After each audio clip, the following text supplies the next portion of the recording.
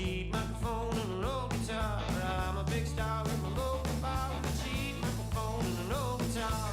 Oh, I know I never go. Oh, but it helps to soothe my soul.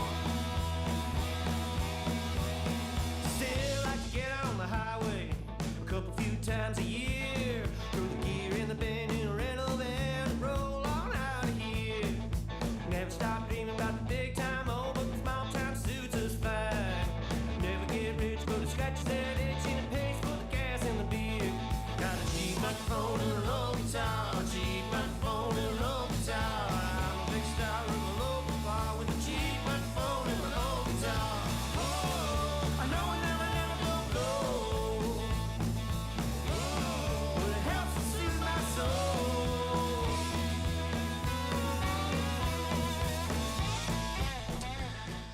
Real Talk is presented weekday mornings right here at RyanJesperson.com by our friends at Bitcoin Well. Now, you can check out all of our sponsors online. Just look for the sponsors tab at RyanJesperson.com. Bitcoin Well is looking to a big 2021. They're going public. Bitcoin's booming.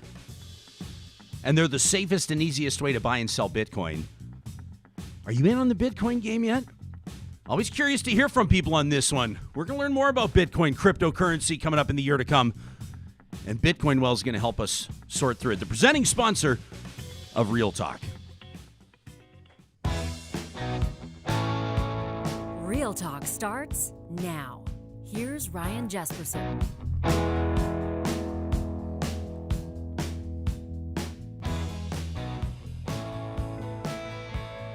Well, aloha and good morning. My fellow Albertans, I'm not sure I've ever seen you this angry. Some of you are insulted. You're insulted and you've been stewing for days. Your entire New Year's Eve into New Year's Day weekend, the transition from a shit year, 2020, into the promise of 2021 has been interrupted. It's been overshadowed. It's been dominated by conversation around the story that is leading the headlines in Canada. People are paying attention to it around the world. Of course, I'm talking about the unmitigated disaster, the scandal plaguing Jason Kenney's United Conservative government, following revelations that a number of his ministers, MLAs, press secretaries, his chief of staff, and other staffers ignored provincial travel directives to head off to sunny locales through the holiday break. Some of you are feeling betrayed.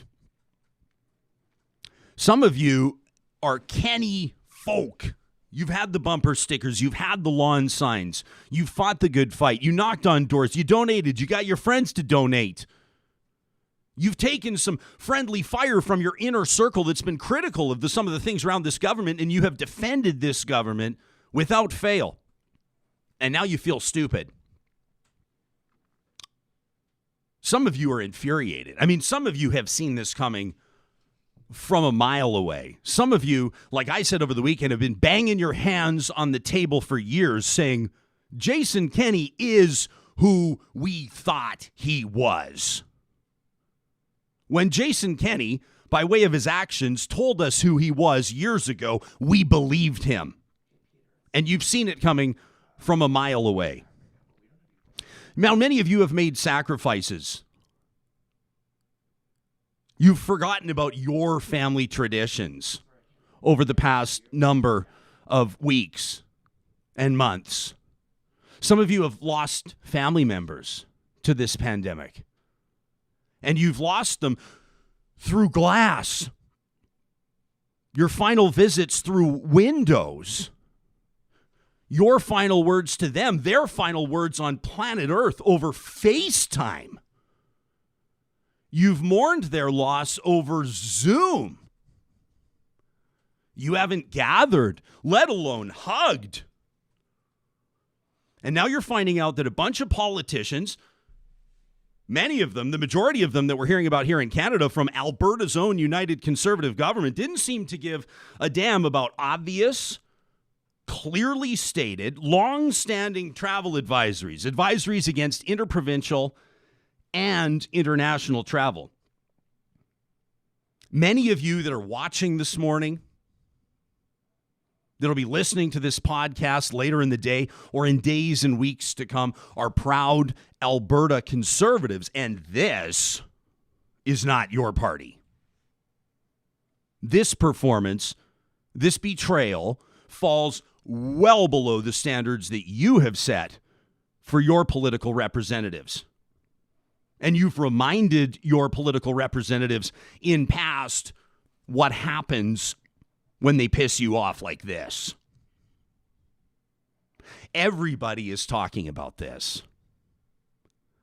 My messages, my inbox, our Real Talk inbox, talk@ryanjesperson.com, is chock full. Frankly, we haven't had time to read all the emails that we've been receiving. My mentions on Twitter are out of control. I can only imagine what Jason Kenney's inbox, what Jason Kenney's mentions must look like. What Tracey Allard's mentions must look like. We are talking about an absolute tire fire. We are talking about legitimate political scandal. We are talking about, as one columnist said over the weekend, easily the worst day, New Year's Day, of Jason Kenney's political career.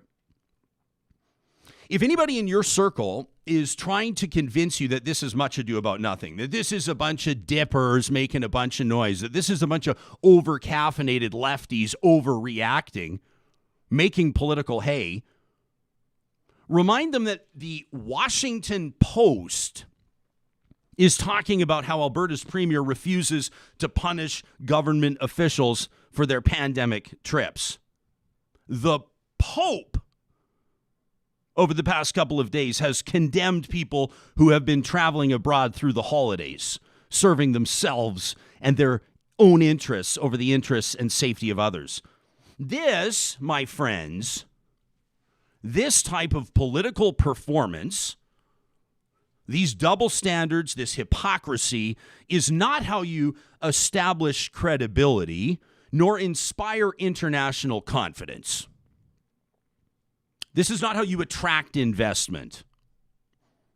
These are the worst kind of headlines reserved for the worst political disasters. I'm going to be sharing more of my thoughts through the show today. We're going to break down what Premier Kenney had to say on January 1st. We're hearing rumblings today. You're listening to us on Monday, January 4th. A happy new year to you, by the way. Rumblings that Tracey Allard will resign today as Minister of Municipal Affairs. We don't know what's to come. We're still just learning of more and more politicians that were out of country over the break. As a matter of fact, there are a few that are still gone. One in particular, Fort McMurray's MLA, they don't know. The government admits they don't even know where he is. They admit they're trying to get in touch with him. Let's take a look at how this all began. This tweet set the tone in sort of a chef's kiss kind of a way, and if people weren't so furious, we might have more of a laugh about it. This scheduled tweet, it has to be a scheduled tweet, because if it's not, it's the most arrogant thing I've ever seen. It's the most obtuse thing I've ever seen. But this is what we saw from the Alberta government on December 31st. Farewell 2020, with a beachscape in the background. As a matter of fact, that kind of looks like Slave Lake's MLA Pat Rain from behind. I wonder if he posted that from the Your Alberta account. I don't know. Just a few hours into this thing, on New Year's Day, you started to reach out to me and you started to send me your messages, and you know that you will have a voice here on Real Talk, and we will give you that platform today and in the days and weeks and months to come, because these are the types of things you end up talking about for a while. Let's take a look at how some of you are responding to this story. This is what you've been telling us over the weekend. Here are some of your comments. Dr. Sandy Dong is a medical doctor here in the province of Alberta, says, none of my emergency department colleagues in Edmonton have received the vaccine. They stepped up to cover my shifts over the holiday week. Not because Dr. Dong was going to Hawaii, but because he's recovering from COVID-19. It says hundreds of Albertans have fallen to this virus, and the minister responsible for vaccine rollout was in Hawaii? Charles Rusnell is an investigative reporter with the CBC. Thank God for the work the CBC's been doing on this story, hey? Thank God for what Michelle Rempel called the predatory CBC. Without their work, we wouldn't know about this. Charles says, after Jason Kenney addressed Albertans in what was probably the worst political performance of his career, Charles says, that wasn't the most brazen political performance I've witnessed in Alberta. He said Ralph Klein refusing to resign after denigrating a homeless man at a shelter and throwing money at them tops that list. Okay, so maybe this was the second most brazen political performance that Charles Rusnell has seen through his storied career. Let's take a look at what else you're saying. Jeremy Klazas, publisher of The Sprawl, says, you can try and make sense of it. This is after Kenney spoke. But that was a whole bunch of nonsensical gaslighting from Jason Kenney, trying to obfuscate, trying to muddy the waters over what has been 100% clear for months to most everyone. He's trying to confuse what is straightforward. He takes Albertans for dim-witted rubes. Andrew Curiata says, Canadian politicians really doing their best to undermine the idea that we're all in this together and we all need to make sacrifices, huh? Brian McLean's a business leader. He's in the grocery game. He says there's no doubt that Jason Kenney knew about his, and more on this in a minute. I mean, that to me is just, boy, does it take stones to look into a camera, to look into the eyes of 4.5 million Albertans and claim you didn't know your chief of staff was in the UK. You didn't know your Minister of Municipal Affairs was in Hawaii after having virtual cabinet meetings with her. Brian goes on to say the fact his cabinet felt comfortable enough to do this speaks to his weaknesses as a leader more than anything. He can't control his staff.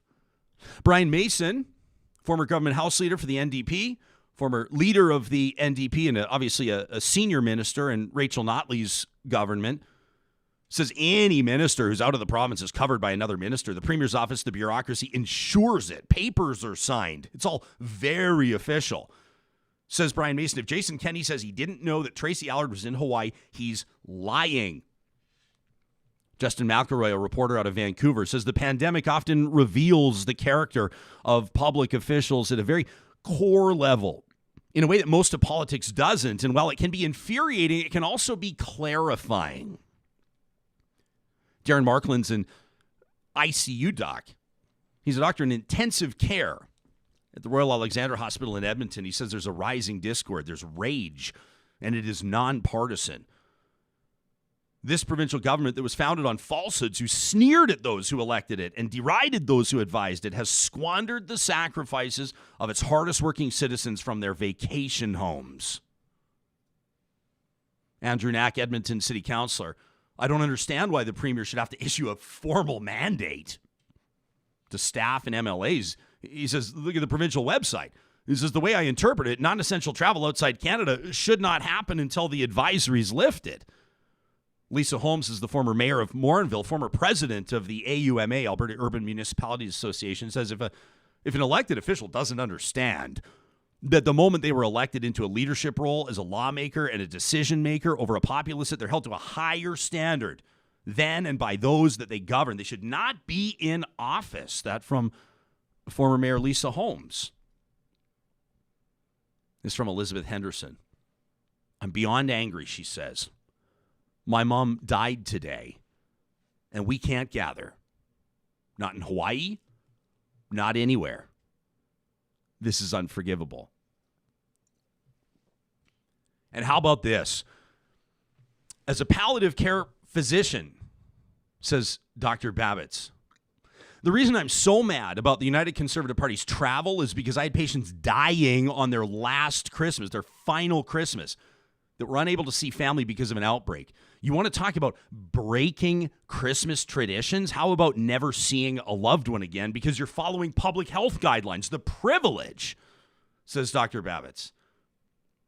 The privilege is just too much for me today, so I can't read the news anymore, she says.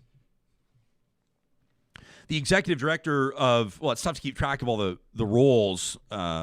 all these titles that have been handed out by Premier Kenney when you're spending $3 million on your office. And don't say, Ryan, you get in touch and say, Ryan, you made $30 million. I'm not talking about the war room. I'm talking about the other war room, Kenney's staff, the $3 million staff. There's a lot of high-priced talent in that office. Brock Harrison's one of them. He cautioned on his Twitter over the weekend, let's not make this something it's not. People were critical of Minister Tracey Allard for releasing a Christmas video. It was released over the holidays when she was gone. When she was in Hawaii, she was standing in front of a Christmas tree wishing everybody a very Merry Christmas, and all the MLAs did that. It's the same thing that Rod Phillips did, Ontario's former finance minister, sitting in his living room in front of a fireplace sipping on eggnog when he was actually really in St. Bart's. You remember that? And Brock Harrison said, hey, listen, politicians do this all the time. He said, let's not make this something it's not. Let's talk about what this is not. This is not people setting their hair on fire over a politician fitting in some family time. Don't let Jason Kenney gaslight you into wondering if you're the crazy one because you didn't take off to Vegas or Hawaii or Mexico or Arizona or the UK over your holiday break. Let's take a look. This is one of the things I wanted to focus on. Premier Kenney's address to infuriated Albertans on January 1st. Let's have a listen to this. Completely shutting down travel would result not only in tens of thousands of more job losses, but would likely result in the financial collapse of Canada's airline industry, which is an essential part of a modern economy. For Alberta, that is particularly the case for WestJet. If all or almost all travel was to be suspended, I do not believe that WestJet could survive. And the failure of that company would frankly be a catastrophe for Alberta's economy and for our prospects of recovery and economic diversification in the future. These are some of the reasons why we have promoted safe travel. And to be clear, given all of the precautions being taken by airlines and passengers, the risks of transmission while traveling are, quotes, extremely rare, in the words of the head of the Public Health Agency of Canada, Dr. Theresa Tam.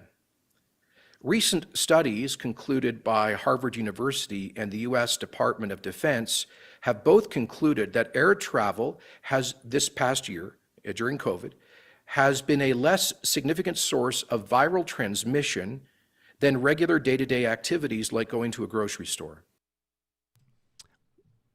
What? Let me be clear. If you visit the COVID-19 page on the Alberta government's website, here's what it reads. An official travel advisory remains in effect. Avoid non-essential travel outside Canada until further notice. The Canada-U.S. border remains closed to non-essential travel. Was that a WestJet commercial?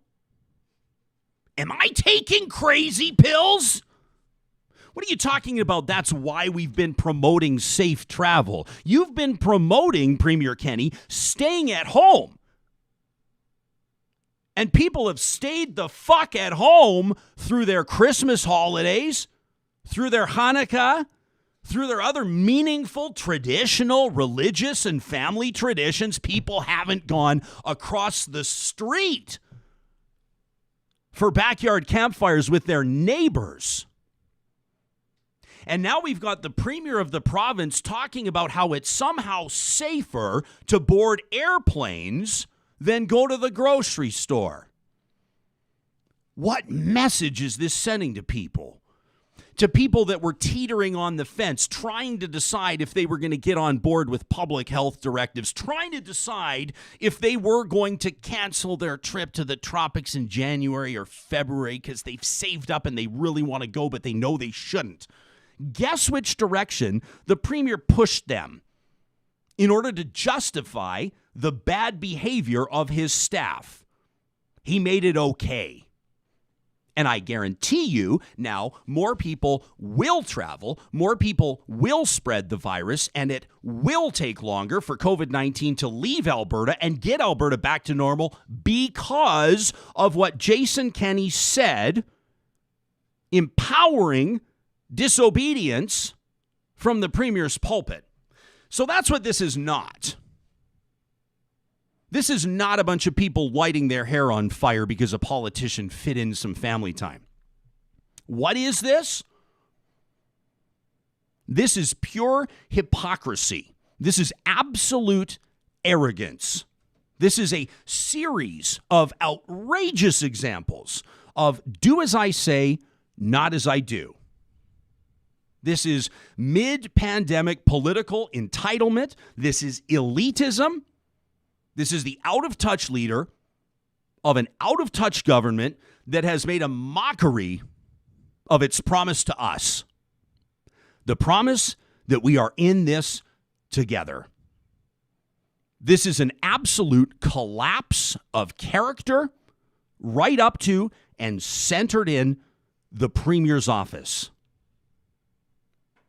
Let's put this into perspective. For the past number of months, Alberta has sucked on the COVID-19 file. Across the board, our numbers per capita top Canada's charts in all the wrong categories. New cases, hospitalizations, ICUs, deaths, except for the charts where we're right at the bottom, like vaccinations, including what we all assumed would be an aggressive rollout of inoculations over the holiday breaks when the Minister of Municipal Affairs, after these tough measures were introduced on December 13th, you know, when restaurants closed their doors, when hospitality venues canceled the Christmas parties that are so critical to their bottom line, when everybody decided to comply despite the fact that it was fiscally, socially, and otherwise devastating to them, their families, and their social circles. You remember that, December 13th? 6 days after that, Minister Tracey Allard, on December 19th, she's the head of the ministry, by the way, that runs provincial emergency management. She's the minister. That's when she boarded a flight because of a family tradition that they've held for 17 years. What's your family tradition? Which family tradition did you leave on the table? Is it maybe in some circumstances the tradition that includes a funeral where you gather and celebrate the life of a loved one, maybe your parents, maybe your spouse? Some people left that tradition on the table over the holidays. I'm not the type of person to hate on people for being successful, but maybe in the middle of a trying time when the economy's in the tank and unemployment looks a whole lot like it did during the Great Depression, maybe don't point out that you take the fam jam to Hawaii every winter for 17 straight. This is the type of statement that a press secretary or an issues manager absolutely cringes at. This is what they would call bulletin board material. That's Sky Palace stuff. That's look in the mirror stuff. That's the budget balances itself stuff. Now, we are hearing that Minister Allard may resign from her cabinet post as soon as this morning, and you have to wonder what sort of message that's going to send to Jason Kenney, that an entire province had to rise up in fury and force a decision that he didn't have the courage nor the integrity to make. Let's take a look at another moment from Premier Kenney's address to Albertans on January 1st. It's clear that hundreds of thousands of Canadians have traveled in the past year. Tens of thousands of Albertans are abroad right now. Upward 10 to 20,000 people are moving through Alberta airports every day. I think the majority of them right now are actually going outside the country to warmer destinations. And I'll remind you that we have Canada has a border management agreement with the United States right now to restrict non-essential travel across the border, but at the same time, this huge volume of travel is being accommodated. And so I think it comes right down to this, that the advisory of what is essential is a subjective standard. People are determining that themselves. They are, if they're going to the United States, they are presumably affirming to U.S. Border agents that the reasons for their travel are essential.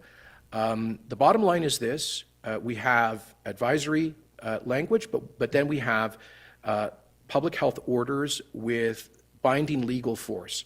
And I say to all of those folks who have traveled or are planning on doing so that the critical thing is that they carefully follow public health restrictions all the way through in the jurisdiction where they are staying, and obviously in their return, that will now in a week require proof of a negative test, and of course, most importantly, upon return, through self-isolation. This is pure insanity.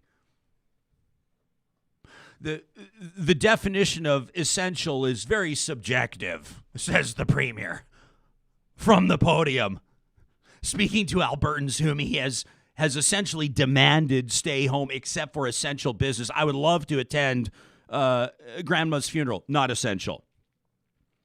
I'd love to be there for our daughter's wedding, not essential. I would love to cash in on the trip that we paid a deposit for and probably can't get back. The trip of a lifetime we're going to not essential. Minister Allard would like some sand between her toes. Obviously essential.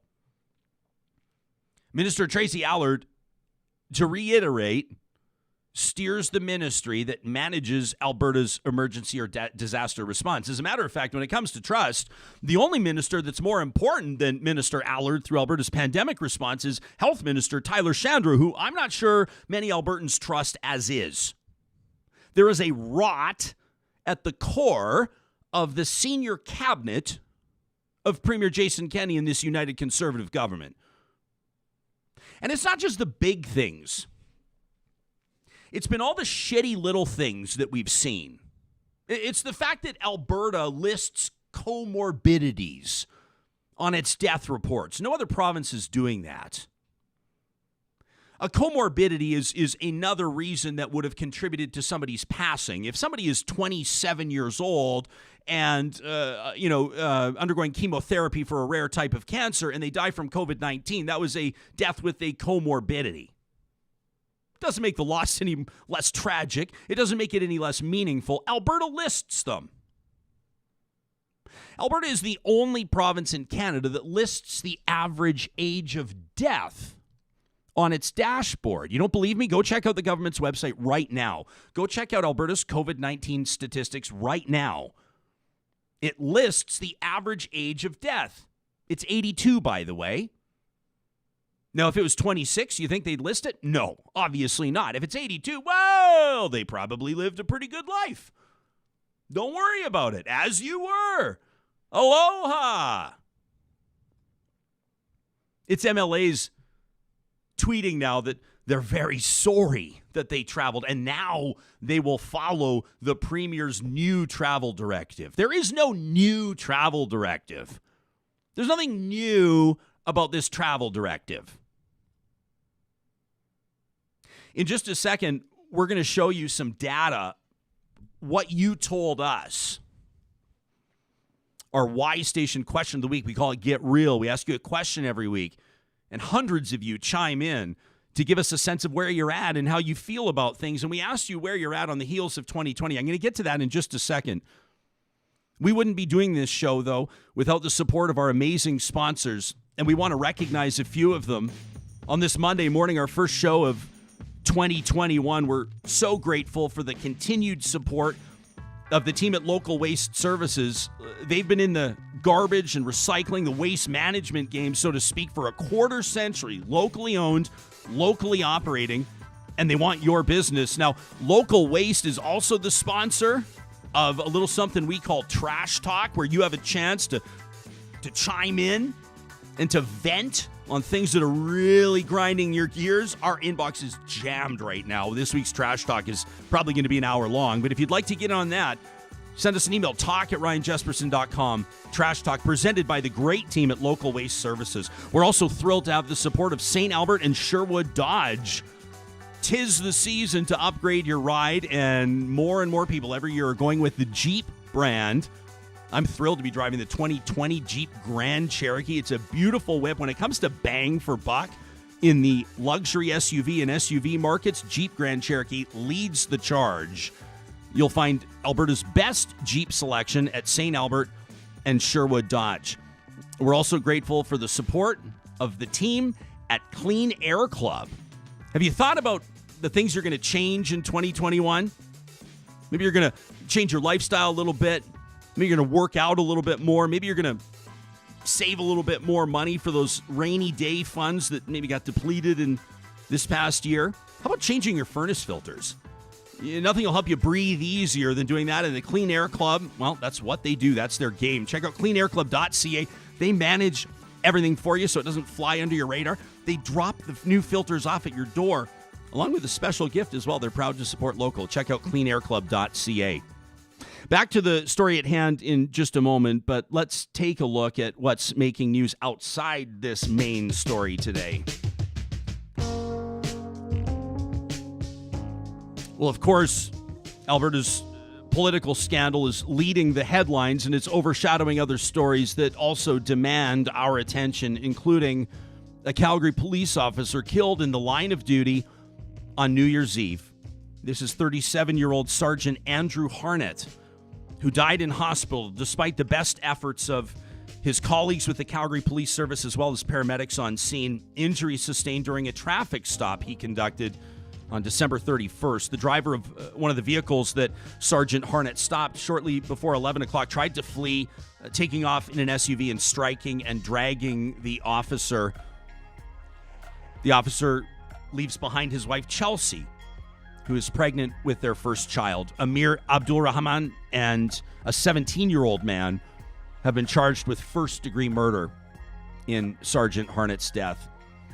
And a sad story, a horrific story. New Year's Day, a northern Alberta couple and their 8 and 2-year-old daughters were killed in a helicopter crash. The man and woman spouses Wade and Audrey Baliski died when their Robinson R-44 helicopter crashed into a farmer's field northeast of Grand Prairie. The couple's daughters, Jewel and Fleur, were with them in the crash. They leave behind surviving family members, and our hearts ache with theirs and everybody who knew the Baliski family. We're going to be talking to some former Conservative cabinet ministers a little later on in this show, and they're going to give us a more clear idea on how realistic it is that Premier Jason Kenney did not know where his Minister of Municipal Affairs and his Chief of Staff were over the holidays. Now, why is this significant? Not a rhetorical question. In my mind, it's most significant for two reasons. Number one, if the Premier truly did not know where his Minister of Municipal Affairs was during Alberta's vaccine rollout, if he did not know where Minister Tracey Allard was for 10 days, and if he seriously did not know that his Chief of Staff, his shadow, the Chief of Staff is with a Premier at all times, within reason. If he truly did not know his Chief of Staff was in the United Kingdom, a COVID hotbed over the holidays, then that's purely negligent. But that's not Jason Kenney. Anybody who knows Jason Kenney will tell you he's a control freak. Jason Kenney is a micromanager. Jason Kenney controls the message. Which leads me to the second reason why this is important. If he did know where Minister Allard was in Hawaii, if he did know where his Chief of Staff, Jamie Huckabay, was, and then he looked into the cameras on January 1st and told you that he didn't, then the Premier is telling a bold-faced lie to the people that put him in office, to you. And that's a big deal. Now, our friends at Y Station, they're the official research and strategy partner of Real Talk, helped us with what we call Get Real. It's our question of the week, and we asked you about the lasting impact that 2020 is having on you. And here's what you told us. We're going to get into this at 9:30 with psychiatrist Peter Silverstone and registered psychologist Kim Knull. Ending 2020, you told us that your status on mental health, 62% of you told us that you're a little or much worse off with your mental health. About half of you, 48%, told us that you were a little or much worse off with your physical health. 36% of you, let's call it 1 in 3 of you, told us that your finances are a little or much worse off. Now, here's reason for optimism. 1 in 3 of you, 31% of you, told us that your clarity of purpose is a little or much better off. But on the mental and physical health, on the relationship standpoint, on that front, on the financial front, you've told us that 2020 beat you up a little bit. And over the past few days, you've realized that the government that asked you to trust them through this pandemic response hasn't even, and quite frankly, still doesn't even take its own travel directives seriously. The leader, senior cabinet, MLAs, senior staffers were all globetrotting while you and me were locked down. Our family had it easy. I mean, we canceled a couple of things, but really we had it easy. Everybody's had their health, and I'm grateful for it. But we rented a 5-bedroom chalet in Golden for my sister's 40th birthday. We canceled it, obviously. My parents were going to have us all down to Calgary for a big Christmas. Everyone was coming in from Vancouver, and we were coming from Edmonton. It was going to be our little nephew Arrow's first Christmas together. My sweet niece Soleil, her first birthday together. We canceled it. Nobody's going to feel sorry for me that we had to change plans for our fantasy hockey pool draft. But if you know me, you know how absolutely crazy I am about this hockey pool. For the first time in 23 years, it's a tradition. We did our hockey pool draft over Zoom instead of the boys flying in from across Canada and getting together and gathering. Why? Because it was the obvious decision. It was the right thing to do. Everybody was doing it. We thought, especially the politicians, that had stay safe, stay home blasted over their profile photos on social media like Lesser Slave Lake MLA Pat Rain. This is all about trust. I want to play this. This is the final thing I wanted to bring you. This is how Jason Kenney, after taking a few questions from reporters, this is the last thing that the Premier said from the podium on January 1st, on New Year's Day. This is how he chose to wrap. This is the one thing that he wanted to leave us with. Let me reinforce that I really don't believe I can impose sanctions on individuals who did not violate the public health orders or the law, who have returned to Canada or are in the process of doing so. Again, it will be very clear going forward that this is not to be tolerated in the future. Columnist Don Braid wrote over the weekend, maybe Jason Kenney can't fire any because there's so many. He says this is a genuine political scandal with no signs of going away. He goes on to say this whole situation is only explicable through stupidity, arrogance, or an epic disconnect with the feelings of regular people. Rick Bell, who's been very friendly to this government, quite frankly, for a couple of years, wrote this morning, "Never have I seen Albertans this angry at this temperature with this heat." Kenney's silence on the weekend speaks volumes, and, wonders Rick Bell, where are the United Conservative politicians speaking up, or are they gutless? And this will bring us to what can you do about this, and what do we do about this, and where does this go? But if you can't trust your government, and if you can't trust your premier, then it calls into question a whole bunch of things. Can we trust Jason Kenney back in March and April and May that the app and the technology wasn't working, and that's why Albertans couldn't get their hands on a badly needed immediate provincial relief funding? You remember that debacle? I do. Can we trust the premier that he's actually listening to health experts like Dr. Dina Hinshaw? I can't wait for her book. Can we trust Jason Kenney that there's a reason why the Alberta government failed to maximize federal aid for wage top-ups for low-income earning frontline workers? $300 million plus left on the table. Alberta, the outlier there. Can we trust this government that it is doing what it needs to do to be well-prepared and well-organized to oversee rapid vaccine deployment? I mean, speaking of trust, because as you know, once you've lost, once you don't trust somebody anymore, once somebody's lost your trust, then you start to question everything, right? I mean, do you actually now trust Jason Kenney that there was nothing shady during that leadership race that's still under RCMP investigation? Do you believe him that there is a legitimate reason why the war room that costs Albertans $30 million a year needs to be unfoipable? In other words, protected as a private corporation so reporters can't request or demand documentation of where and to whom that money is going? Do you trust him with that? Do you trust him with the sole source contracts that have been awarded to Minister Doug Schweitzer's former law firm at Denton's, or do you trust him with the money that's going to this, out of the slush fund to this big investigation on foreign interests acting against Alberta Oil, the one that keeps requiring extensions before finding anything?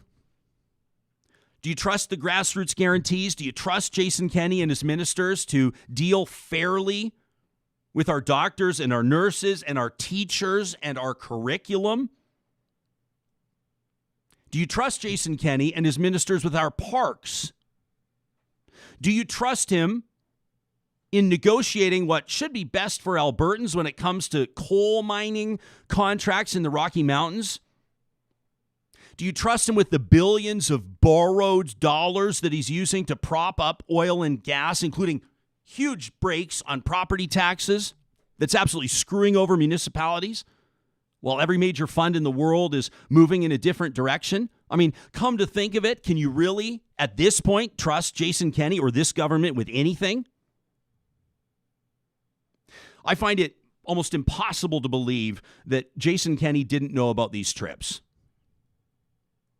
We've heard from multiple former Alberta cabinet ministers that are calling BS. We're going to hear from a few of them a little later on in the broadcast, that he was somehow unaware that his chief of staff was headed to the UK. And by the way, with a mandatory 14-day isolation upon return, are Albertans getting their $250,000 a year worth from Jamie Huckabay, who's got to isolate, who's away from the Premier at this critical time because of a non-essential trip to the UK with his family?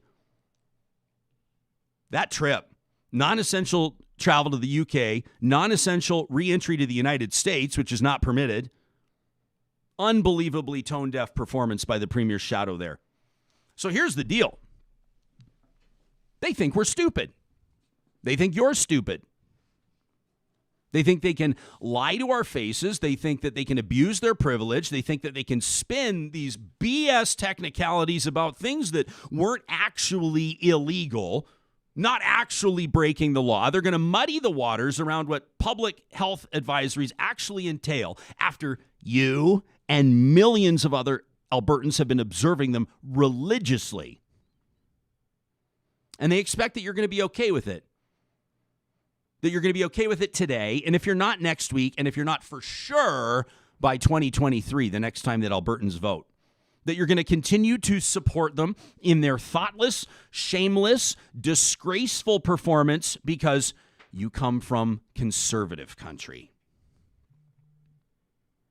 An email that I received over the weekend really jumped out at me. I don't know this Real Talk viewer out of Grand Prairie. Edward Livingston is his name. He says, my mom's vaccination at her long-term care facility strangely got pushed back a day over New Year's for unclear reasons, and then this whole story blew up. Edward says, I'm pleased that mom has since got her vaccination shot, but in the meantime, there are now several positive cases among residents for the first time. He says, nonetheless, I really want to know if any United Conservative MLAs or staff got vaccinated before traveling, because if they did, to me, that would be criminal, says Edward. Do you trust that your MLA didn't jump the queue to get vaccinated, to travel? When it all comes down to it, this is all about trust and integrity. And Jason Kenney, as clever as he is, as conniving as he can be, as skilled of a politician as he is, has lost or seriously damaged Albertans' trust. Let's take a look at some more of the messages you sent me over the weekend. These are tweets either sent to me or tweets that were in my timeline. We have dozens of them. I mean, we could go on for hours today. Andrew wonders, here's my question. I mean, what's the difference between what the D-bag in Ontario did, the finance minister, and what happened here? One's forced to resign. The other gets protected by the premier and a pat on the back for supporting an Alberta business. Danny Parody, imagine if Justin Trudeau went to Hawaii. Oh, can you? Dwayne Bratt, political scientist, Mount Royal University. Jason Kenney is essentially saying that ethics don't matter. It's only if people broke the law. Paul Ferry, my favorite part of a global infectious disease pandemic is that going to Hawaii is good for the economy. Emergency room doctor Shazma Mathani, I just can't even right now, she says. Blame Albertans when they don't take personal responsibility, but then turn around and say elected officials are exempt from that same personal responsibility because their leader didn't spell it out for them. How about this? From a Real Talk listener, there's not a word in the English language that could encapsulate what I'm feeling right now. I am livid.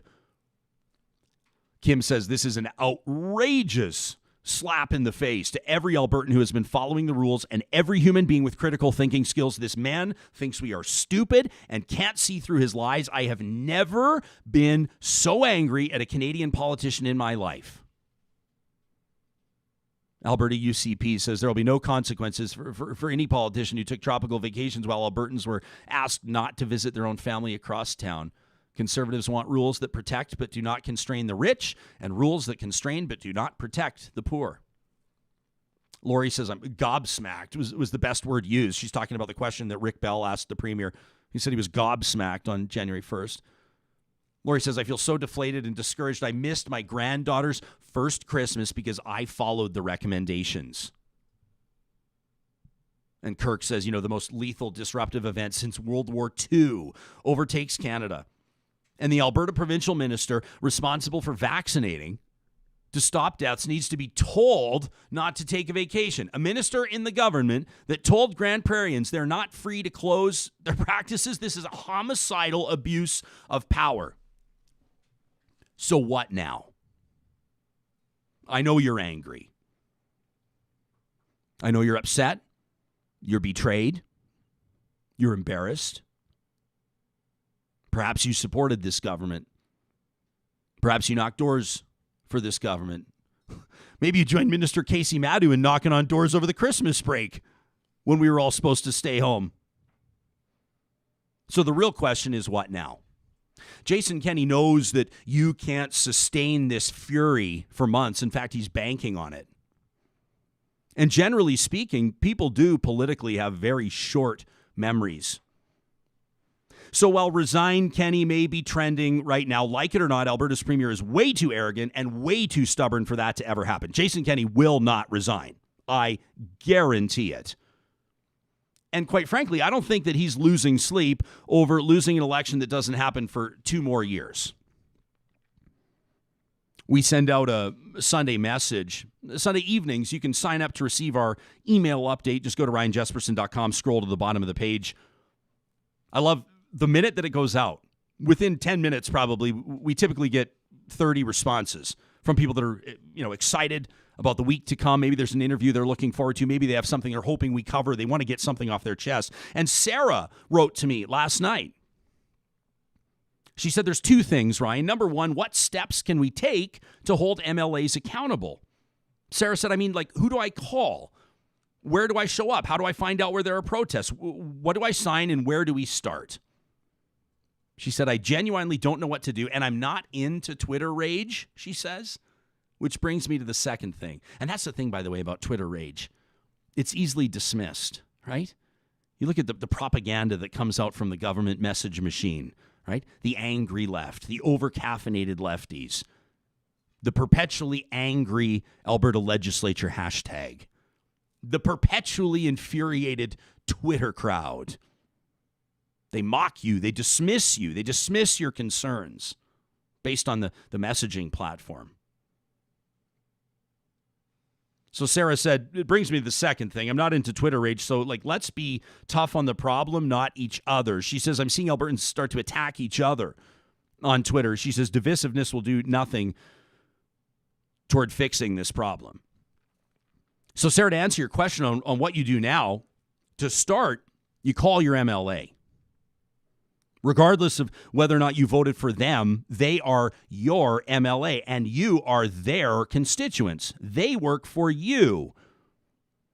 If you haven't seen your MLA's name splashed in the headlines yet, I might suggest asking them where they were over Christmas. And I hate to have to put this out there, but make sure your question's specific so they can't get all slippery and liberate themselves from the reality of answering it truthfully. Leave a message. Ask for a call back. Email your MLA. Email the Premier's office. Tweet at them. Tag them in your social media posts. Talk to your neighbors. Talk to your family. Talk to your friends. Don't take your own vote or your own voice for granted. Use this as a wake-up call, a reminder, an opportunity maybe to explore other political parties. Doesn't matter to me which one. I've seen some people saying, we've got to go all in on the Alberta NDP. I've seen some people saying this is a great opportunity for the Alberta Party. I've seen some friends of mine, ardent conservatives, say, I'm going to start looking at this Western independence movement. Take a look outside the party that is clearly taking your support for granted. Open your mind to donating and volunteering and voting differently than you have in past. Demand the respect of your elected representatives, including your premier. Let Jason Kenney know what you think about his leadership. We've just seen with Alberta parks that lawn signs work. Politicians pay attention to lawn signs and bumper stickers and candid coffee mugs. Make yourself impossible to ignore. And above all, don't forget that aloha also means goodbye. We'll be talking to former Conservative cabinet ministers Thomas Lukaszuk, Richard Starke, and Jackie Fenske today. We're going to get their take on all of this. Plus, we're going to get to the comments that you've been leaving on our live YouTube stream and on our Twitter hashtag as well, RealTalkRJ. That Twitter hashtag is actually powered by the team at Park Power, and we are thrilled to have them on board supporting this broadcast as we head into 2021. Park Power is a proud, locally owned Alberta provider of natural gas, electricity, and internet. You've got to pay somebody for it. So why not take your business to Park Power? They're proud to give back, to profit share with nonprofits, with charities right here in Western Canada, right here in Alberta. And they're also making it pretty appealing for you to bring your business, whether it's residential or commercial, over to Park Power. As a matter of fact, when homes or businesses sign up with Park Power and enter the promo code 2021-RealTalk, you'll receive $70 off your first bill. $70 just for bringing your business over to parkpower.ca and using the promo code 2021-RealTalk. RealTalkRJ, the hashtag powered by the team at Park Power. We're also grateful for the ongoing support of the team at Alta Moving and Storage. Did you make a New Year's resolution on January 1st? Does it involve, like mine does, again, decluttering? Could you maybe use either a long or short-term storage solution, or maybe you just need to finally pony up and get one of those pod-style containers that drop it off on your front lawn or that drop it off on your back driveway, your laneway. You fill it up with all the stuff you finally need to say goodbye to, and then they take it away. You don't have to worry about it. Or they'll move it to a storage facility for you. Are you moving? Are you upsizing, downsizing? Check out the team at Alta Moving and Storage, and you can find their information under the sponsors link at ryanjesperson.com. And I'm very proud to introduce you to one of our new partners One of our new partners heading into 2021 is the team at Kubi Energy. They are a residential, commercial, and institutional solar and battery storage specialist. They're a Tesla certified installer. And get this, you say, well, what's proof of performance? What have you done? Tell me about some of your projects. The Edmonton Convention Center, Red Deer College. I mean, Kubi Energy is one of the teams that gets the big contracts, and they'd love to bring their expertise over to your project. It's proudly owned in Edmonton, Alberta, and they're going to be sponsoring something very cool. You know, trash talk is where you get things off your chest. Well, we thought that maybe early every week we could use a positive focus. And Kubi Energy is going to be sponsoring a segment that allows us to shine light on the good news stories that don't always see the light of day. And we're going to kick it off officially once we have submissions from you. So early next week, we'll officially roll it out. But in the meantime, all we need you to do is send your good news story. It can be a tiny little story out of your tiny little hamlet, or it can be an international story that's inspiring you. Send it to talk@ryanjesperson.com and make sure you tag in the subject line Kubi Energy, Kuby. Kubi Energy, a proud partner here at Real Talk. Again, all of our sponsors under the sponsors tag at ryanjesperson.com if you'd like to learn more about them. Let's get to our first guest this morning. We're going to be having conversations, quick ones, with three former Conservative cabinet ministers. That includes former Education Minister, former Deputy Premier Thomas Lukaszuk, who I would suspect has some pretty strong opinions himself over what we've seen over the past number of days. Thomas, thank you for joining us this morning. And let me say, to start, a Happy New Year to you. Welcome back to Real Talk. We're going to get, he's obviously kind of sideways. So I'll tell you what, Sam, why don't you get Thomas off screen? Then we'll get that figured out there. That's pretty funny, actually. Things going sideways in more ways than one, I guess, on Real Talk. Let's get back to Thomas Lukaszuk, former Deputy Premier. Okay, I think we're looking at you straight now. We've got you. Good morning and Happy New Year to you. Sam, okay, it's okay. You're still on mute, I think, Thomas. Good morning. Happy we can New hear Year. You. Happy New Year. Perfect. Awesome. Hey, Jason Kenney says he didn't know that his municipal affairs minister was gone in Hawaii. He says, or he's implying anyway, he hasn't spelled it out. He's implying that he learned that his chief of staff was in the United Kingdom. You've worked closely, Deputy Premier, under Premier Alison Redford. How does this work? Is this plausible? Ryan, in this case, it is simply impossible. You know, as much as anybody would want to give him a benefit of doubt, because of the protocols that are in place in the legislature, not only in Alberta, but throughout Canada, that must be followed when ministers and MLAs travel. For a premier to say that he did not know that his cabinet members were outside of the country is simply impossible. Okay, so what you're saying then is that Jason Kenney looked straight into the camera on January 1st and lied. That's essentially what you're saying. And, you know, and in Parliament, as you know, the word lie is considered unparliamentary, and they always sort of come up with a different word that means lie. But in this case, there's just no other way of saying it. Each minister must sign off his or her ministry onto another minister who also signs off on it. So there is another complicit minister. Then that form goes to the Premier's office. So Premier knows where his entire cabinet, his executive council is. Then it goes to the whip. So the whip knows where they are. Then it goes to the two deputy ministers of those affected ministries. You know, for them to say that they did not know, it's impossible. And that is why Minister Allard already commented on the fact that she filled out the required forms. That is why they know how to catch and find their MLAs in Mexico and Hawaii, because on that form, you also leave your contact information. The Premier has to know. Even when backbench MLAs travel, they have to ask for a travel request from the whip and provide them with information, because you just never know what happens. And I'll give you an example. When in Alberta 9/11 happened, the Premier was on a phone to every MLA and cabinet minister that is his office within minutes, and they have to know where everybody is at any given time. Government works like very large corporations, and there is just no way that a CEO doesn't have a sign-off process for vacations for his vice presidents and other highly ranked executives. In government, this is actually mandated by law. There are special forms. Ministers are lumped into groups, and they cover off for each other and they sign off.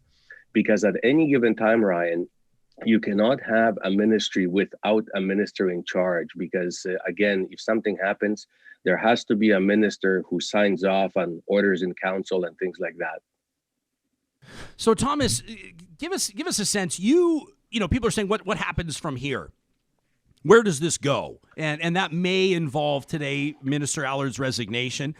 That may involve other resignations, or it may involve the Premier announcing that he's relieving people of duty. A staffer or two may get thrown under the bus here. That's politics, as they say. But you, I won't say presided over, but you witnessed with a front row seat the demise of the leadership of Premier Alison Redford when she lost the confidence of her cabinet and caucus. Do you see similarities here? Where do you see this going in the next number of days, weeks, and months? Well, there are some significant similarities, but then there are also differences. You know, Doug Ford, love him or hate him, did the right thing. He tried to go down the Kenney path and deny that he knew, but then later he admitted that they also have a sign-off protocol, and he knew 2 weeks in advance, so he fired his minister. But his problem was very much confined to one minister, really. Premier has a problem because he has a chief of staff, the second in command, the guy who knows everything about the Premier. Those two are like twins. They have to be chief of staff and the Premier. And this guy now went to United Kingdom and he defied the flight ban, skirted around the rules. As you know, Prime Minister Johnson today is locking down UK. So the situation with COVID over there is just horrendous. And yet he went into that epicenter of it. And now he has a number of MLAs and press secretaries who traveled. And Ryan, and I know for a fact, because, little birds from legislature are talking more and more, there will be more MLAs and staffers who have traveled. Kenney definitely has to fire every single minister that was outside of the jurisdiction, no matter what the excuse. He definitely has to fire his own chief of staff. He has to reprimand all the MLAs. There is no way for him to sanction MLAs if they don't have any portfolio positions. And he has to fess up to everything that has happened. But I can tell you also, I don't know if you follow my Twitter feed, but there are now stories coming out from the legislature that Premier himself was throwing big parties, dinner parties, during very late November with large numbers of people. So this simply will not go away for him. So Redford, she had the Sky Palace, as you know. One could still argue the rationality of what she was trying to do vis-a-vis how it was portrayed, but she fell on her sword. Caucus members at one point started having their own separate caucus meetings, and they demanded that she steps down, and she realized that was the end of the rope for her. I am still not seeing this from UCP caucus. So by their silence, they are complicit. They are endorsing this kind of behavior. And I'm wondering, what will it take for UCP backbench caucus members who have complied with rules, who stayed at home, who, let's be frank, some of them are really good MLAs. When will they stand up to the Premier and say, look, this is not the kind of leadership we expected. This is not the kind of government we ran for, and we can't get reelected with this leadership. That's what I'm saying, Thomas, is there's going to be MLAs that are proud, that are driven by integrity, that are in the public service for the right reasons. I don't doubt that. Of course. I don't doubt that there are a whole bunch of them, and I bet that they're mortified, and I bet that they're furious, and I bet that they're barraged right now by messages from their constituents, people that voted for them and people that didn't vote for them, and people that are saying they won't vote for them again unless they do something. Do you see a floor crossing here? Do you see MLAs leaving to sit as independents? What do you see here? Well, if there isn't, or if there aren't actually multiple ones, then we have an integrity problem in that entire party, in that entire caucus. If these MLAs don't react now, when will they react? So I certainly, not for partisan political reasons, although, as you know, I'm not a big fan either of Kenney and his government. But if they want to prove to their own constituents that they should be reelected, that they are not part of this kind of behavior, they have to demonstrate it. Unfortunately, up to now, what we're seeing is a great deal of justification. There is one MLA who's starting to speak up vocally against this, but it'll take more than just speaking up. Who are you talking? You're talking about Michaela Glasgow? That is correct. That is correct. She has made MLA some overtures. Yeah, young MLA out of southern Alberta. And I'm sure her heart is in the right place. She wants to serve her constituents, and she knows that she just simply will not get reelected if she is part of this team and if they don't stand up.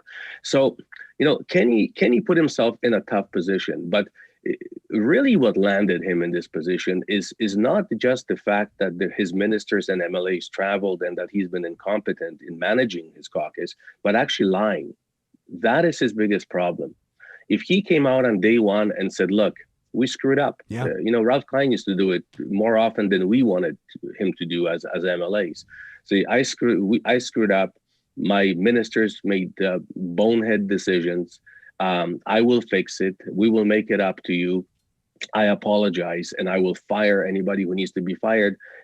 This story wouldn't be over, but it wouldn't be as escalated as it is right now. This is now international news, not just national news. Yeah. But he chose to lie. He chose to cover up for his ministers.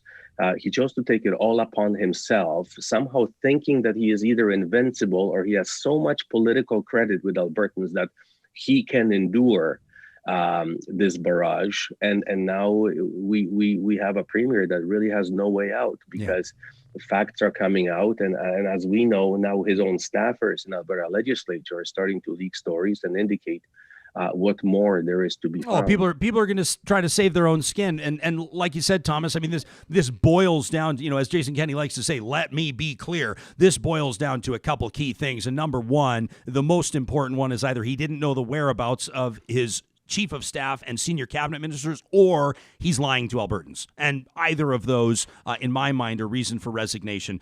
Thomas Lukaszuk, former Deputy Premier of the province of Alberta, we appreciate your insight on this from an insider's perspective. Thanks for joining us.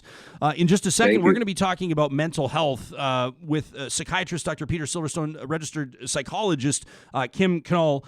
First, I wanted to remind you how proud we are to partner with the team at the Dairy Queens of West Edmonton, Northwest Edmonton, and Sherwood Park. And get this, they said, the Dairy Queen team did, that the response to their Christmas frozen ice cream log fire sale, they didn't call it a fire sale, those are my words. Can you use fire in talking about ice cream? Yeah, you can, talking about ice cream, because they've also got the grill, right? Dairy Queen's got the grill. Well, they said that real talkers showed up in such grand fashion to take advantage of the 50% off, the half off Christmas ice cream logs, that they're actually rolling out a new promo. And so get this. I mean, if I were going to say Dairy Queen, your favorite item on the menu, what does it go? I'm going to say 65. Maybe we'll make this one of our Y Station questions of the week. You'd probably say Blizzard, or would you say Dilly Bar? You might say Dilly Bar. It's the famous Dilly Bar. Well, get this. While quantities last, the 6 Dairy Queens in Northwest Edmonton and Sherwood Park are holding a buy one, get one free Dilly Bar sale. So you buy one box of 6 Dilly Bars like I did the other day. 2 left for those that care. You'll get another box of 6 for free. There's no limit. They say there's no limit in how many you can buy at any single time. But again, it is while quantities last. And they've also got dairy-free Dilly Bars at the Dairy Queens in Palisades, Nemeo, Newcastle, Westmount, Y Gardens, and Baseline Road. A shout-out and a New Year's greeting on behalf of the team at Westworld Computers, too. If Santa maybe didn't bring you what you were hoping for, like AirPod headphones or that new iPhone or maybe a new MacBook Pro in your stocking, why don't you go get it yourself? Daryl and the team at Westworld Computers have been proudly family-owned and locally operating for more than 40 years. You can find them just off Mayfield Road, your home, your source for the best sales and service when it comes to Apple and Mac products. Check out Westworld Computers. Now, speaking of Y Station, Sam, can we get that board up again? We ask you our Get Real. We call it Get Real, our question of the week. And we're hoping to have, 1,000 of you early in this new year that make up our Real Talk panel that answer these quick questions every single week. Our question of the week last week was asked about your status on a few key areas of your life. So ending 2020, how would you rate your mental health, your physical health, your finances, your clarity of purpose? And as you can see, it was a tough year. Newsflash, 62% of you said that your mental health is a little or much worse off, for example. 62% as we wrap up 2020. We wanted to give you the tools to launch into 2021, pursuing either the restoration of your mental, physical, relationship health, maybe your financial health. And so we thought we'd kick it off with a meaningful conversation with two people I respect very much. You've seen Dr. Peter Silverstone on this program before, a psychiatrist. And of course, it's my pleasure to introduce you to registered psychologist Kim Knull, both friends of mine. Peter and Kim, really want to welcome you to the program this morning, and a Happy New Year to you both. Thank you, Ryan. Peter, why don't we begin with you? Now, we sent you a whole bunch of information. We sent you the data that we had returned from Y Station, as we had more than 400 people, as a matter of fact, or about 400 people responding to this survey, and really, wearing their hearts on their sleeves, telling us about the impact 2020 had. What were some of the key things, the trends that you noticed in this data? I think there's some really rich and important information in that data. But if you don't mind, Ryan, I just want to comment first on what you've been doing and talk about the mental health aspects of the behaviors that we've seen. Is that all right with you? No, please feel free.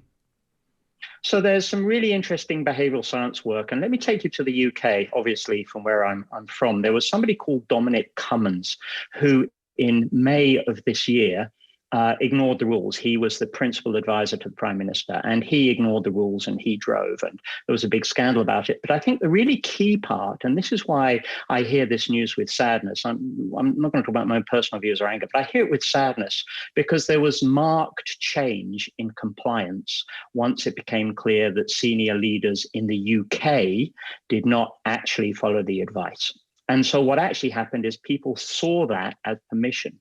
And when we look at mental health and we look at behavioral science, how do we get people to comply is really key, whether we're talking about mask wearing or vaccination rates or complying with social distancing and not seeing others. And you've mentioned it before, but trust is key. And what's for me really sad, and I can only use that word because that's how I see it from the scientific viewpoint, is the data is pretty compelling and the evidence is very clear that loss of trust did lead to changes of behavior. And many people no longer saw that they had to follow the rules, but saw this as a way of how can I avoid the rules. And one could argue we've seen something similar in Alberta too, and that this can make it worse. So my real fear is that because of what we know from behavioral science evidence elsewhere, that what we're seeing today, and I won't get into the politics or righteousness or anything like that, but what we've seen recently may lead, in fact, probably will lead to some people being less compliant, and that will increase the risks of all of us. So I'm actually very sad about what we've had because I think the behavioral health and mental science evidence is pretty clear that this will have an impact. So I just wanted to add that there is science on that. And I've sent you a link from a great piece in The Guardian from Saturday from a very renowned expert in the field. And you can feel free to post that on your site if you wish. Doctor, I appreciate that. I would go so far as to guarantee, and I said this about an hour ago, I would guarantee that people will take health directives and travel advisories less seriously because the Premier has given them nothing short of a green light to do exactly that in justifying the travel and the actions of his senior staff and his cabinet ministers. Kim, Happy New Year to you. You weren't on camera when we first welcomed you here, so I want to welcome you as you make your Real Talk debut. I've been, let's be honest, I've been looking to you and benefiting from your experience on matters of mental health and personal wellness for years, and I'm happy to have you here. We're going to be talking about these polling results, what Real Talkers were telling us over the past week, answering the question of the week. But why don't we pick up on what Dr. Silverstone was saying? There are a lot of people right now, they're writing into us. I can see it in front of me. Some people are saying, I'm so angry I could scream. Some people are saying, I've never been this angry at a politician before. I don't know what to do. One woman said that we would have buried. She said, we lost my mom. We would have buried her. She says, tears are streaming down my face at this story. I can't watch the news anymore. What's your message to these Albertans that are absolutely infuriated right now? Kim, I think you might be on mute. I just want to get you off mute. Are you good? Sam, we have her levels up. Let's try it now. Kim, do we have you? There we go. I think so, yes. Okay. I think all of these feelings are very valid, and it's really important to acknowledge them. It's when we don't acknowledge our feelings that they actually come back to bite us and impact our bodies. So please acknowledge the feelings you have. And at the same time, recognize that we are independent people, right? And that we are free to make our own decisions. And in terms of the leadership skills that I teach people, that we really have to be living into our own values. I know lots of people during COVID have done this, that, you know, we see people around us doing things maybe we don't like or approve of, but we are independent thinkers and understand what your values are and live into them. We can actually lead this province from within by showing the politicians who, you know, are not following the rules that we actually have integrity and we're going to live into it despite what some of our leaders are doing. So we'll take a look at this polling and we recognize, and I'm not sure it's a surprise. I wouldn't have, I don't think, been able to speculate that the numbers were quite where they were, that more than 6 in 10 respondents said that their mental health is either somewhat or greatly damaged or compromised after this year, after the year that 2020 was. I want to ask each of you on how we respond to this. Where do we begin with 2021? Is it realistic or is it pie in the sky to talk about a fresh start? Dr. Silverstone, let's go to you. For people that said that in these poll results that their mental health was greatly compromised, where do they start in this new year? So first of all, those findings are very interesting. I certainly give kudos to those who completed the information. It was fairly rich and detailed, so thank you for completing that. I think nearly 400 people completed the data. I think as a data scientist, I have to say that obviously this may not be a representative sample. We don't know what percentage of the group it is, but nonetheless, it's a rich data set. And I think it does really chime in with much of the other data we've seen. Wherever you look across North America for sure, and other countries most likely, the rates of depression and anxiety have gone up. And it's not a surprise they've gone up. There's tremendous uncertainty. There's economic uncertainty, health uncertainty, all kinds of problems. And of course, here we've got an economic tsunami as well. So that's not a surprise. What's concerning is that also things that have also changed have been rates of alcohol use and drug use have gone up. And that can obviously lead to problems. And rates of domestic violence, sadly, have gone up, involved in some other initiatives in that. So it's certainly not a good news story. However, I think one of the things that we should be able to do is say, okay, well, this is where we are. How can we help Albertans and those who are watching today actually improve their mental health? And so something I've started to talk about now is 100 days. People have started to do New Year's resolutions. I'm really looking at 100-day resolutions. What can you do in the next 100 days? And I'd certainly like the opportunity to talk about some of the things people can do to improve their mental health over the next little while. I noticed that many of the participants have young children at home. And so what can you do as a family to improve everybody's mental health and so on? So there are many things we can do that I might talk about in a minute, but I certainly don't want to monopolize the conversation. And I'm sure Kim has some excellent comments as well. Well, Kim, so where do we start from your perspective? You know, I am really finding with young children at home that we have been so fortunate to have such a wonderful, in terms of weather, a wonderful Christmas break. So number one, get outside. I think that having the opportunity to be in nature and to really get some exercise and move our bodies, that's number one key. Can I add to that, Ryan? Something that I often recommend to families with young kids.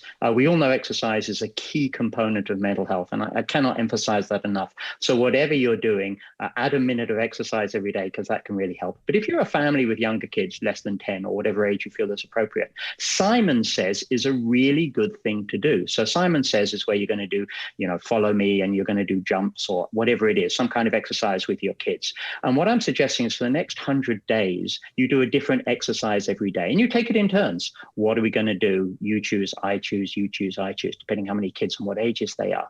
But the point about that is you're doing something with your family together.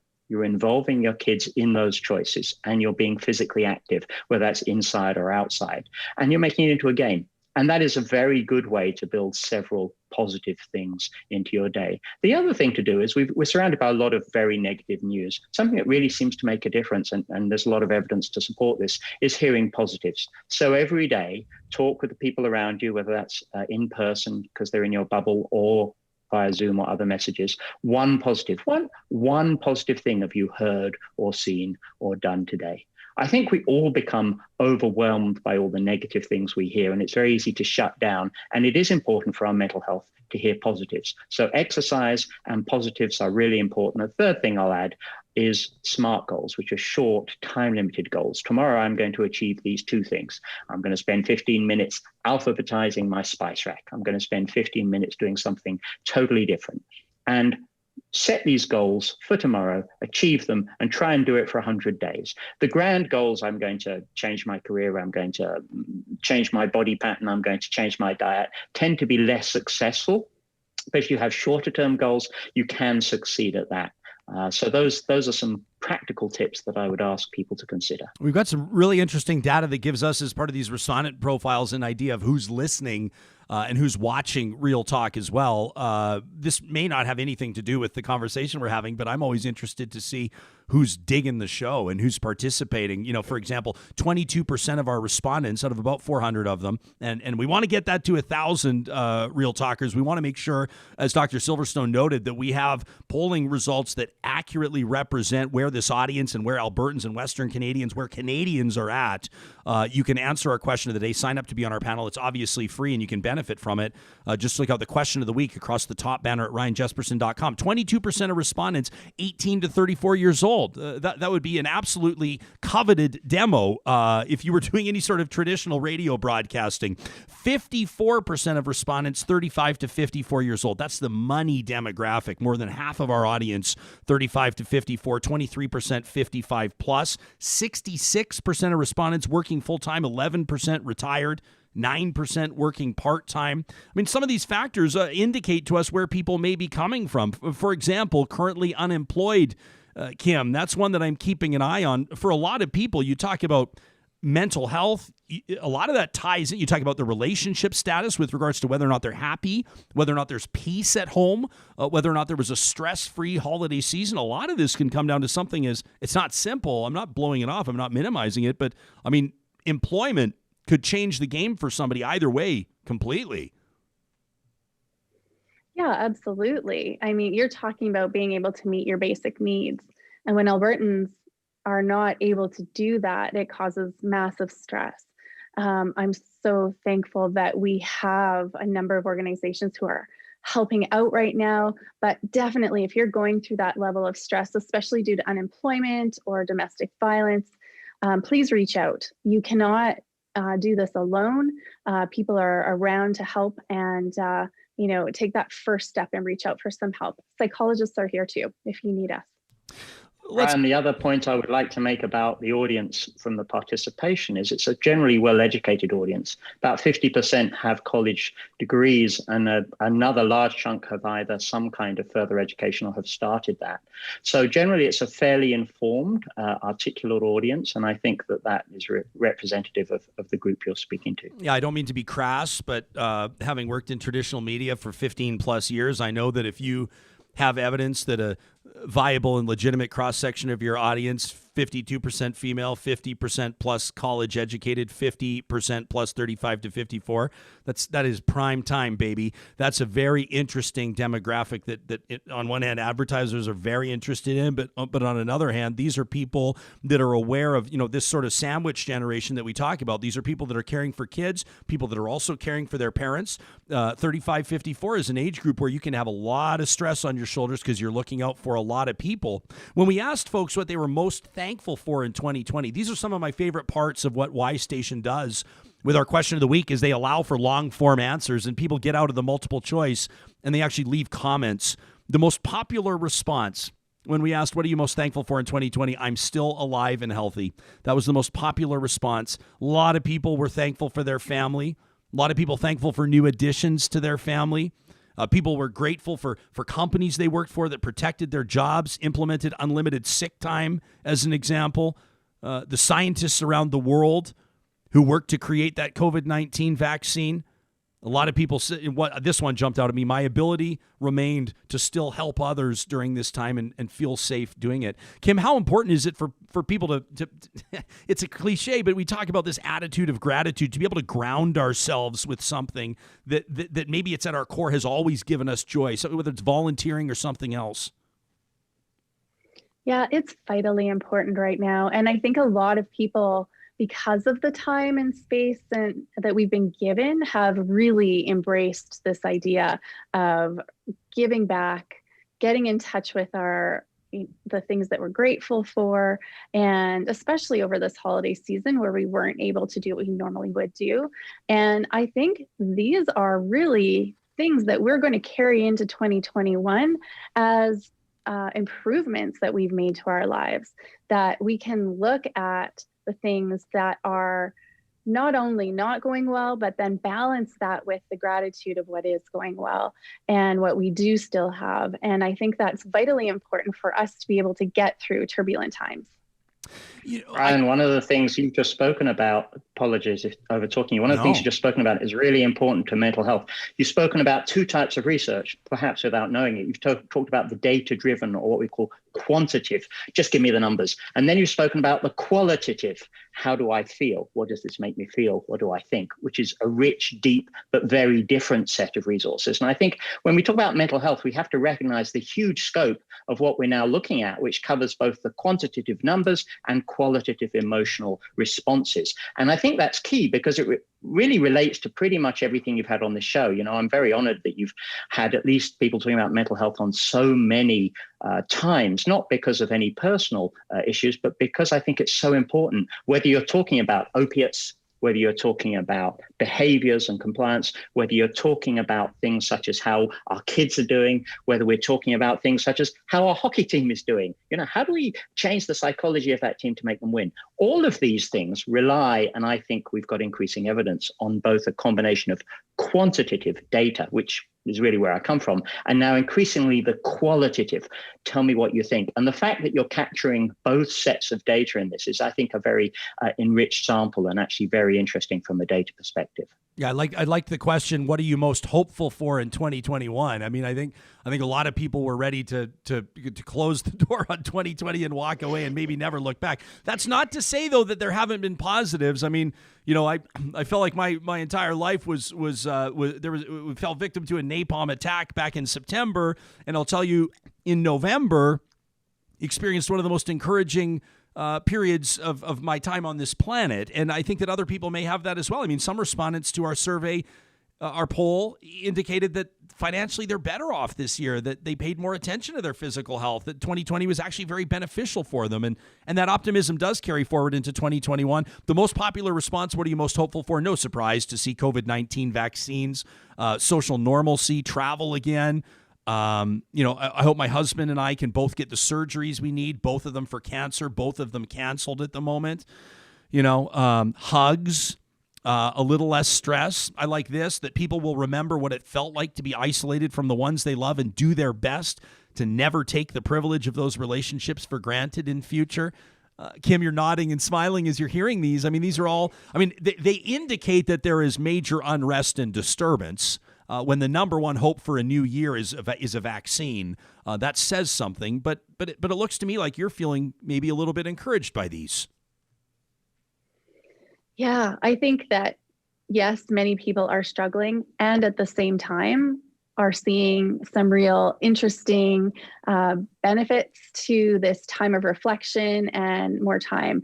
And I love that so many of your respondents had an opportunity to say, you know what, I'm going to take the lessons I can from this, and, you know, really taking the things that are important to me, like holding them up higher, putting them as more of a priority, really paying attention. That's the mindfulness piece, paying attention to how am I spending my time? Where am I spending my time? What's really important to me? My physical health, my mental health. How do I work on those things? I think that is so amazing. And I've heard that from my neighbors in my community too, that this is really, there's really some amazing benefits that are coming from this time and these opportunities to look at our life in a way that we haven't before. And so I really hope that while we, you know, look back on this time and, you know, wish it never happened, I think there is also that part of us that will also look back and say, remember the lessons we learned from this, and let's keep those going forward. Ryan, I think you also spoke about the apologies. I seem to keep jumping in over the top of you. It's okay. You spoke about The response, because this is real talk, you spoke about the response to adversity that you had, which I totally get, and that you were able to thrive from that. And that I think is really interesting. My mother always described me personally as a pathological optimist, because yes, you get knocked down, but you get up again. And sometimes, in fact, most of the time, the things that knocked you down turned out to be a doorway or a window into another opportunity that you hadn't seen. That doesn't make them less painful. And every day, I'm not kidding, every day I say out loud how lucky I am. I genuinely know how lucky I am. And I see people in the clinic now, of course, virtually, who don't have those opportunities. So I'm not naive. I'm not pretending, oh, yes, go do all this and all kumbaya, all will be fine. Having said that, if we look at mental health resiliency and wellness, the role of hope, optimism, forward thinking should not be minimized. And I believe in the past, we haven't really focused enough upon that in terms of the therapeutic approaches. And I heard Kim talk about that, and I heard you talk about that. And I think it's something we need to recognize. How can we, recognizing where we are now, move forwards? And that doesn't mean it's easy for everybody. It doesn't mean things can change. But sometimes what I find myself doing in the clinic with individuals and with patients is say, okay, this is where you are. I understand the pain and the distress. How can we help you move forward? Because looking backwards and being angry and upset doesn't actually help you achieve your goals. And so one of the things when you've spoken about how can you take what is experienced, and I'm bringing us right back to the first conversation, some people's anger, upset. I'm not talking about my own views, which are irrelevant, but some people's feelings. How can you take that and turn that into a positive instead of being simply angry and upset? And this is something I do. I don't know if Kim does as well with people who have experienced grief, particularly if they've lost a child. How can you take that legacy of the child and turn that into something positive? Of course, you're never going to get over the grief. That's not what I'm suggesting or even implying. But is there some way you can honor that individual or honor that person? Or if you're very angry or upset, instead of just stewing in that, are the things you can do. So I think all of these mental health, behavioral health, all resonate together. Kim, whoever needs to take your call, I can go to the other person. But Kim, I want to give you last word on this. And I think that Dr. Silverstone has touched on this nicely. But there are people that are upset right now for political reasons. There are people that are upset for. I mean, we have people here that are waiting for cancer surgeries. There are people that have cashed in. They've maxed out their lines of credit. They remortgaged their house last year. They can't do it again. There's no more equity left. They've sold the snowmobile, or they're working on the side, or they're delivering flyers, or whatever they're doing, or their kid's sick, or there are people that are feeling stresses. Kids are back to school. Parents right now, I mean, I'm seeing, and I know that they're passing them along. Parents are doing it to be fun and cute and positive, but they're showing us that they have the iPad with the kids' school going this morning, and they're watching Real Talk on the laptop, and they're trying to find balance in their life. And they feel that they can't have that balance, and the balance has been disrupted. Can you give us something to wrap this all together, to walk with today? I mean, Peter talked about the 100 days, something today to get through today and to focus on again tomorrow morning. Yeah, absolutely. So as human beings, we are hardwired for connection. And I think the thing that COVID has done for us is, broken the connections that we are used to having with people. And no matter what you're struggling with, we can't go through this alone. We have to reach out to friends, to family, to the professionals in our lives, and seek support. And I know it looks different than it used to, but when we can come together and share our stories and get support and, even commiserate a little bit, it makes such a tremendous difference in lightening the burden. So definitely reach out to your friends and family. It can be a phone call, it can be Zoom, it can be reaching out to your professionals in your neighborhood, even Facebook, some of the community groups that we've got going on. My kids would say that was cringy and look at Instagram or Snapchat or something else, but really every day, make sure you're connecting with someone, and that will make a tremendous difference for you. Psychiatrist. Can I add one thing to that just before we close and push back at Sam a bit when we're talking about connection, because he upset me last week, if you don't mind, Ryan. And then when we're talking about reaching Sam out, did? this is Sam did. Okay. And Sam, I'm looking at you. Sam Sam yesterday insulted me personally, although he didn't perhaps realize it. I think he used the word dead fish handshake. Oh. And, I'm English. And our handshakes, they're wimpy. That's how we're brought up. And he was saying about never trust a man with a dead fish handshake. So, Sam, you're wrong. Sam, would you like... Excuse my language. Let me just finish a little bit. Yeah, Doc, you finish. Yeah. And then he'll defend himself. So I don't swear, so excuse my language. Handshakes, got to be a manly handshake. That's basically, excuse my language, it's basically a pissing match for adult men. How strong can you shake your hand? And so, Sam, I'm pushing back at you. We should reach out, but soft handshakes are just as good as firm handshakes. Kim, you're nodding. You honestly, really? I mean, I now Peter is infusing a gender angle on this. He says we've got to be manly, which people will push back on that. Right? So I get that. But what do you? A wimpy handshake? I don't know, Kim. Before Sam defends himself, what do you think? I'm taking the space of non-judgment. Just shake a friggin' hand. Yeah. And then do it safely and then sanitize. You're good to go. Yeah. Okay, Sam. No, it's not fair for us to have this conversation without letting Sam defend himself. So I don't know what there is to I shouldn't say I don't know what there is to defend. Peter, you make a very good point. I don't think I said never trust somebody. I think that might be a little bit of hyperbole. I appreciate a firm handshake. I think I just have to echo what Kim said. Just take the handshake and move on. Yeah, there we go. It's just a greeting. It's fine. There we go. I appreciate a firm handshake. You were talking about a boss you had, and I would have been that boss who had the wimpy handshake. So that's why I took it personally. And my last point about Kim is men do very different handshakes to women than they do to other men. They don't try and crush a woman's hand into submission, whereas when I came here, maybe they do, Kim. Thank you. Am I wrong there? Men do try to crush women's hands, Kim? Oh gosh, yes. Yeah. Uh-huh. Yeah.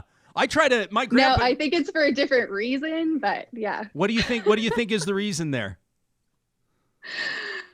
Oh, I think that yeah, that's a whole other topic. I don't know. Is it like peacocking? Is it the peacock's feathers? Showing their strength, perhaps. Showing their strength. Yes, showing their ability to hunt and gather, perhaps. My incredibly feminist fiance has no time for wimpy handshakes. Okay, so now we're gonna need another half hour. We're gonna have to send our apologies to Jackie Fenske and Richard Starke. Hey, in all seriousness, Kim Knull, Peter Silverstone, a psychiatrist, registered psychologist, so appreciate both of your voices. Look forward to the next time we talk, and thank you for these tools, and we're wishing you and yours a very happy new year. Thank you. Great to see you both. You know what I'm realizing, Sam? We gotta, and this was on us because you were doing an amazing job getting everything organized. There were more than 70 elements for today's live broadcast, which is totally unprecedented for us. You were making sure the lighting was great. You're making sure all the mics are ready to go. You're making sure our computers are ready and rocking and rolling at full speed ahead.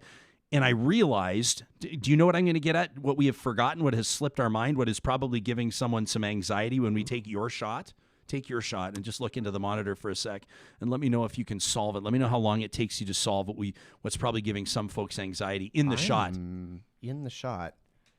Let me ask, in your home, wow, is your Christmas tree still up? My Christmas tree is still up. Ours is too. We're taking it down.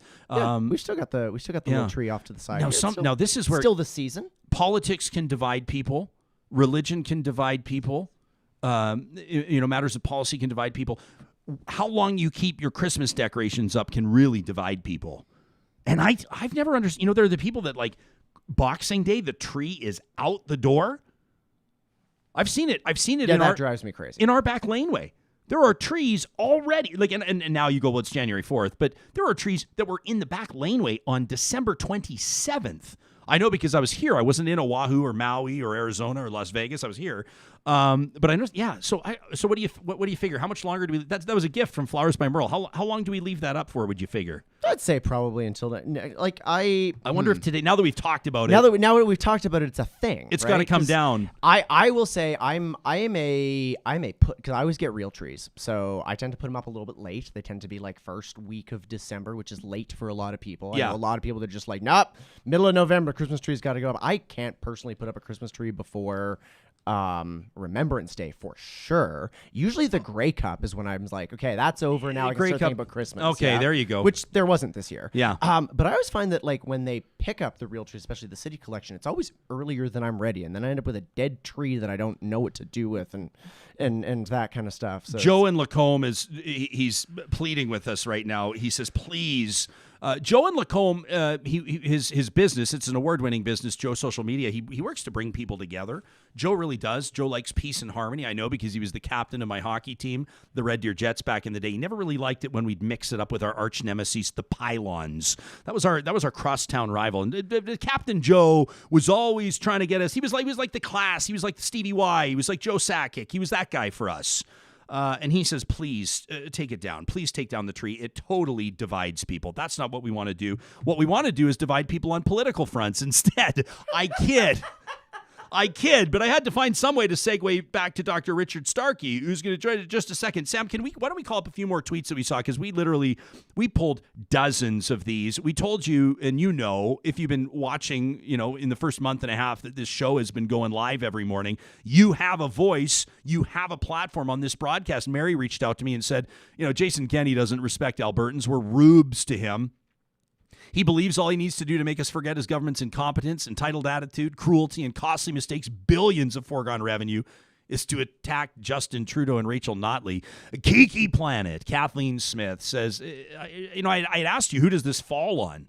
Does this fall on the MLAs, the staffers, the chief of staff, the ministers that traveled, or does this fall on Kenney? Kathleen says it falls on Kenney. It's a leadership issue. She says it's an integrity issue. It's an entitlement issue. It's a character issue. Kathleen says the leader sets the tone. There's a reason that staffers and MLAs don't think the rules apply to them. Their leader exudes the same arrogant entitlement. That's from Kathleen Smith. Let's take a look at a couple more. Shane said, I'm spitting mad. So much that my mask is soaked. I like that one. Did you like that one? So much that my mask is soaked from all the spitting. And let's take a look at one more. This from Nicole, who said, I'm so angry. I can't believe this is okay. What is actually happening? People said bye to their dying loved ones on Zoom. This is disgusting. Jason Kenney needs to be one and done. I couldn't even see my mother this year. What in the actual... That from Nicole. Would you mind actually bringing up that tweet, that Twitter survey I did? I set it for 24 hours because I wanted to make sure. And again, let me say that, we want scientific polling. We'll go to Y Station. We want unscientific, unofficial, anecdotal polling. I'll take it to Twitter. And so I did right around noon on New Year's Day. What say you, my fellow Albertans? Who's responsible for this shit show?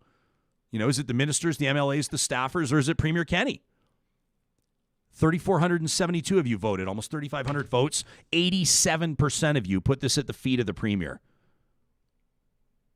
Let's call in a former progressive conservative minister. As a matter of fact, he ran for the leadership of the party right up until he hung him up to move on to his, I don't know what career, because Dr. Richard Starke was a veterinarian before, and I know he's doing a lot of stuff now, making his Real Talk debut this morning. Welcome to the show, Doc. It's wonderful to see you, and a Happy New Year to you. Thank you, Ryan. It is great to be on the show. Is my audio okay there, Your audio sounds great, Doctor. Perfect. And might I compliment you on your framing and your lighting as well? There you go. What do you make? I mean, you've walked in the halls of power. You've served in cabinet. You're a veteran of politics in the Alberta landscape. You understand the nuances, and you come from so-called conservative country, as we might dub it. So where's your head at on this Monday morning? Well, Ryan, you'll recall last Wednesday we had a short telephone conversation, and I had told you that really I had stayed very quiet since the last election. I'm a private citizen again. I've turned down multiple interview requests and a number of other requests to comment on what's going on politically in Alberta right now because I'm a private citizen. And I'm back to veterinary practice. I work 1 week out of every month at a practice that I'm very fond of in Grand Prairie, as it turns out. I'm teaching at Lakeline College. I teach a course in agriculture law and policy, which covers really a lot of the kinds of issues we're talking about today. And I also taught a course in conversational German to some elementary school kids last year, which was a lot of fun. And the thing I actually am really proud of when the psychiatrist talks about, what do you do to improve your mental health? Last February, thanks to a Christmas gift from my wife, I started doing something that I've wanted to do my whole life. I started to learn how to play the cello. And Yo-Yo Ma has nothing to worry about, but it's a wonderful release and relaxation. And when I hear some of my friends say that they spend time watching QP every day, I tell them I use that hour to practice the cello. So you have discovered your serenity now, as the senior Costanza used to say. We can get serious in a second, but the cello, is it like that? Everybody loves to live next door to like a violinist or someone that plays in the Edmonton Symphony Orchestra or what have you. But and God bless the young kids, but if you live next door to someone learning the violin, it can be a painful first year or so. Is the cello any different? I get you probably live on an acreage though, so this is probably not an issue. I unfortunately I inflict the sound primarily on my long-suffering wife. Yes, okay. And but she's been very good about it, and it's fun. It actually is a lot of fun. But Ryan, the concern that we have today, and the reason that we're speaking today, and that all Albertans is our absolute fury at the failure, the epic failure of integrity and character in our current government. And, at two levels, at the level of the MLAs, and in one case, cabinet minister, who felt that it was okay to ignore what all other Albertans knew up front, that there were public health directives to avoid non-essential travel. It was very basic. And it's not something that should have had to be given as a directive from the Premier. It's something that Albertans knew. And I think this is what makes Albertans so angry.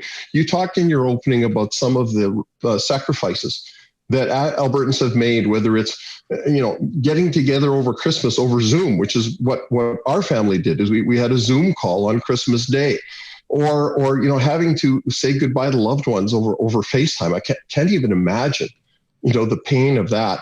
And then we have somehow MLAs and cabinet ministers who thought, well, no, it's okay to go on holidays because it's a family tradition. It boggles the mind. And what every organization needs, and we had them in our caucus, and just every organization needs, is that quiet voice, that person who's prepared to put up their hand and say, folks, this is wrong. We should be rethinking this. If anybody's considering doing this, it's wrong. And the fact that that didn't happen has to be tremendously concerning to all Albertans, because this government is also being put in charge of the greatest challenge in government that our province has seen in decades. I mean, we had the Southern Alberta floods in 2013. We had the Fort McMurray fires. These were major challenges, and Albertans rose to those challenges because government took on the role of leading us out of them. Our current government has fumbled the ball terribly on handling the COVID crisis. And now we are in a situation where we're being told that all of those, that personal responsibility, well, we don't need rules because people will take personal responsibility. And now we're being told, well, they didn't break any rules, so everything is good. This is just wrong. So, I mean, there's a failure on behalf of the MLAs and the staff members, and that they were so politically tone deaf that they didn't see that this was an issue. And when the Premier responded on the 1st of January, that was an epic failure of leadership. Absolutely epic. Leaders set the tone from the top. Whether you're the CEO of a major corporation or a coach of a hockey team or the president of a church congregation, leaders set the tone from the top. Leaders set very specific expectations, and when those expectations are not followed through, they take decisive action. And that's not happened. It's an epic failure of leadership. You served Albertans under Premiers Alison Redford and Dave Hancock as Minister of Tourism, Parks and Recreation. You've sat in cabinet. Do you find it believable? Do you believe Jason Kenney when he says that he did not know, he was unaware that his Minister of Municipal Affairs was in Hawaii and that his Chief of Staff was in the UK? Absolutely impossible. Absolutely, categorically impossible. I traveled as Minister of Tourism, obviously, and I had a couple of occasions where I traveled out of country or even out of province. Mm-hmm. There were, as Thomas Lukaszuk outlined, there are forms that have to be filled out. There is a chain of command that has to be maintained and a chain of communications that has to be maintained throughout that time. It is absolutely impossible. And I mean, especially the chief of staff. Oh, my goodness. You're joined at the hip with your chief of staff. Yeah. I mean, that's bullshit. The whole idea that the Premier was unaware that his chief of staff was traveling to the UK is just beyond the pale. There's just no way that anyone can believe that. So, Richard, I as part of my opening, which was almost 90 minutes, I'll acknowledge, but my opening today, I referenced proud Alberta conservatives, and I know that there are many that are watching and listening live right now, and I know that there are thousands that will be listening to this podcast. They're proud, and they should be proud, and they've worked hard, and they've knocked on doors, and they've impacted change, and they've contributed to their communities. But we know, because we've seen it many times, our memories are not that short, we know that Alberta conservatives, and I won't call them fickle, but they can respond with force when they feel like they're being disrespected, when they feel like they're being taken for granted, and when they feel like their party has lost its way. What's your message to small c conservatives in Alberta this morning? Well, I'd like to point out that I still consider myself a conservative, but I've always considered myself a progressive conservative. You and me both. And the reason I couldn't find a home in the UCP is because it was very clear from the outset that the UCP wanted nothing to do with being progressive. And that's a problem to me. I believe that the governments of Peter Lougheed and the premiers that followed did their best when they were both progressive and conservative.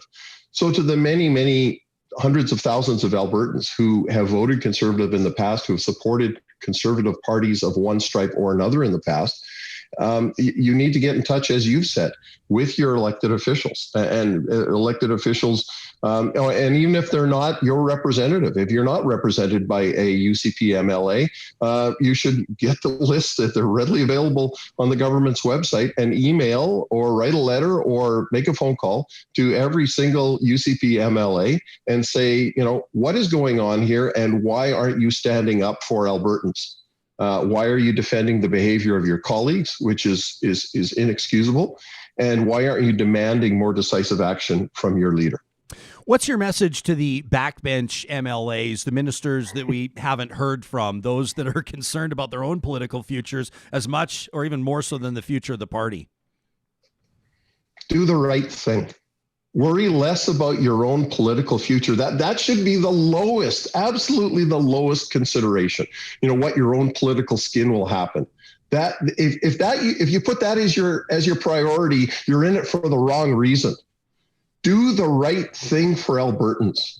And if the right thing for Albertans, in your judgment, is to call out the bad behavior of your colleagues and to, indicate to the Premier, either directly or indirectly, that you feel that the reaction or the response that he made was inadequate, was not more than inadequate, was totally inappropriate, then you have to speak up. And that takes courage. Let me tell you, I know that takes courage. And it can be a lonely experience sitting as an independent on the other side of the house, not having the government perks and all the other things.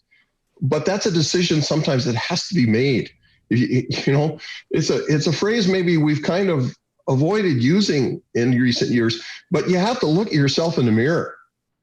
And you look at yourself in the mirror and decide if that's something that you can live with. I'll say this. Premier Jim Prentice was right about that. A lot of people didn't like to hear it. People don't like being told to look in the mirror, but he was right. And I think it's good advice today as well. Dr. Starkey, it's an absolute pleasure to connect with you. We will connect down the line. I'm looking forward to you joining this Real Talk roster, and wish you and yours, your family, your dear family, a wonderful start to 2021. Thank you for this. Thanks, Ryan, very much, and good luck with the show. Thank you. You can email us anytime, talk@ryanjesperson.com. We're going to be talking to Jackie Fenske in just a second. She's the interim leader of the Alberta Party, a former progressive conservative MLA, as you know. Longtime Alberta politician, as a matter of fact, at different levels. She's got municipal experience. She can comment on a lot. Dan Fox just reached out to us. He actually just CC'd us. This is not, he says, Ryan, I'm a big fan of the show, big fan of Real Talk. He said the province has long needed a platform where true discussion can be had. He says, I'm sure that you're being bombarded with correspondence from outraged Albertans. We are, he said, but I wanted to share with you an email I sent to the Premier's office. I want to read a portion of it. This is an everyday Albertan. I don't know him, Dan Fox. I appreciate him reaching out. He says, Premier, I'd like to start this letter by saying it's very rare for me to write a politician to state my personal opinion, but given the abhorrent conduct of you and your government, I am compelled to contact you to express my dissatisfaction of your government. As a lifelong resident of Alberta, 37 years, I have not seen a more bungled, ham-fisted response to a major crisis.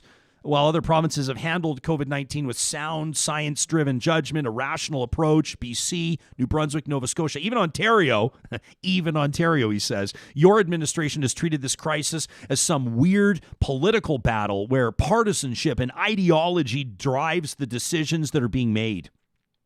From picking fights with doctors to announcing plans to outsource portions of our medical system during a pandemic, to delaying announcing restrictions due to your ideology on personal freedoms, your administration's actions have purposefully denigrated the very people who are on the front lines battling this virus and have put the lives of many Albertans and the economy at risk.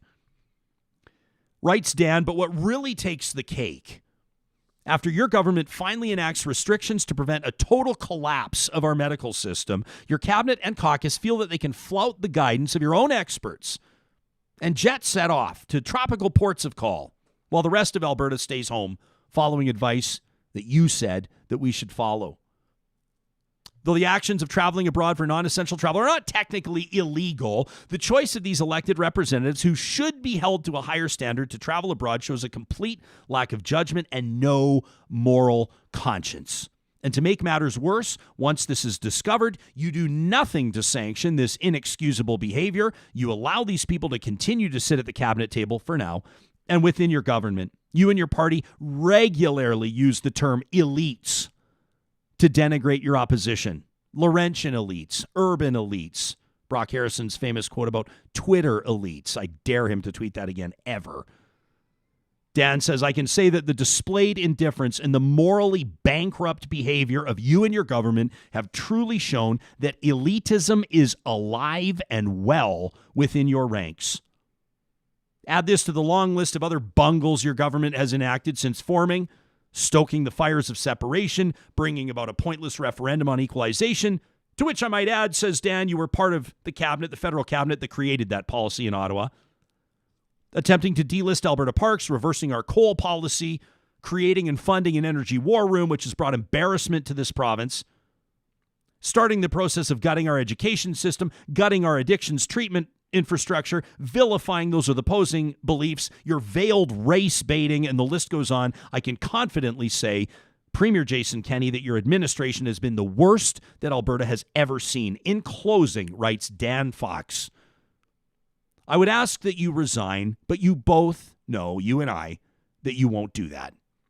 What I can assure you is that I will make it my civic duty to join a party that represents my beliefs, help build it, I will help fund it, and I will make sure that I do whatever I can to ensure that you and your government will lose your bid for re-election in 2023. Thank you, Premier Kenney, for awakening me to the need to rise up and get rid of you and your incompetent government. That from Dan Fox.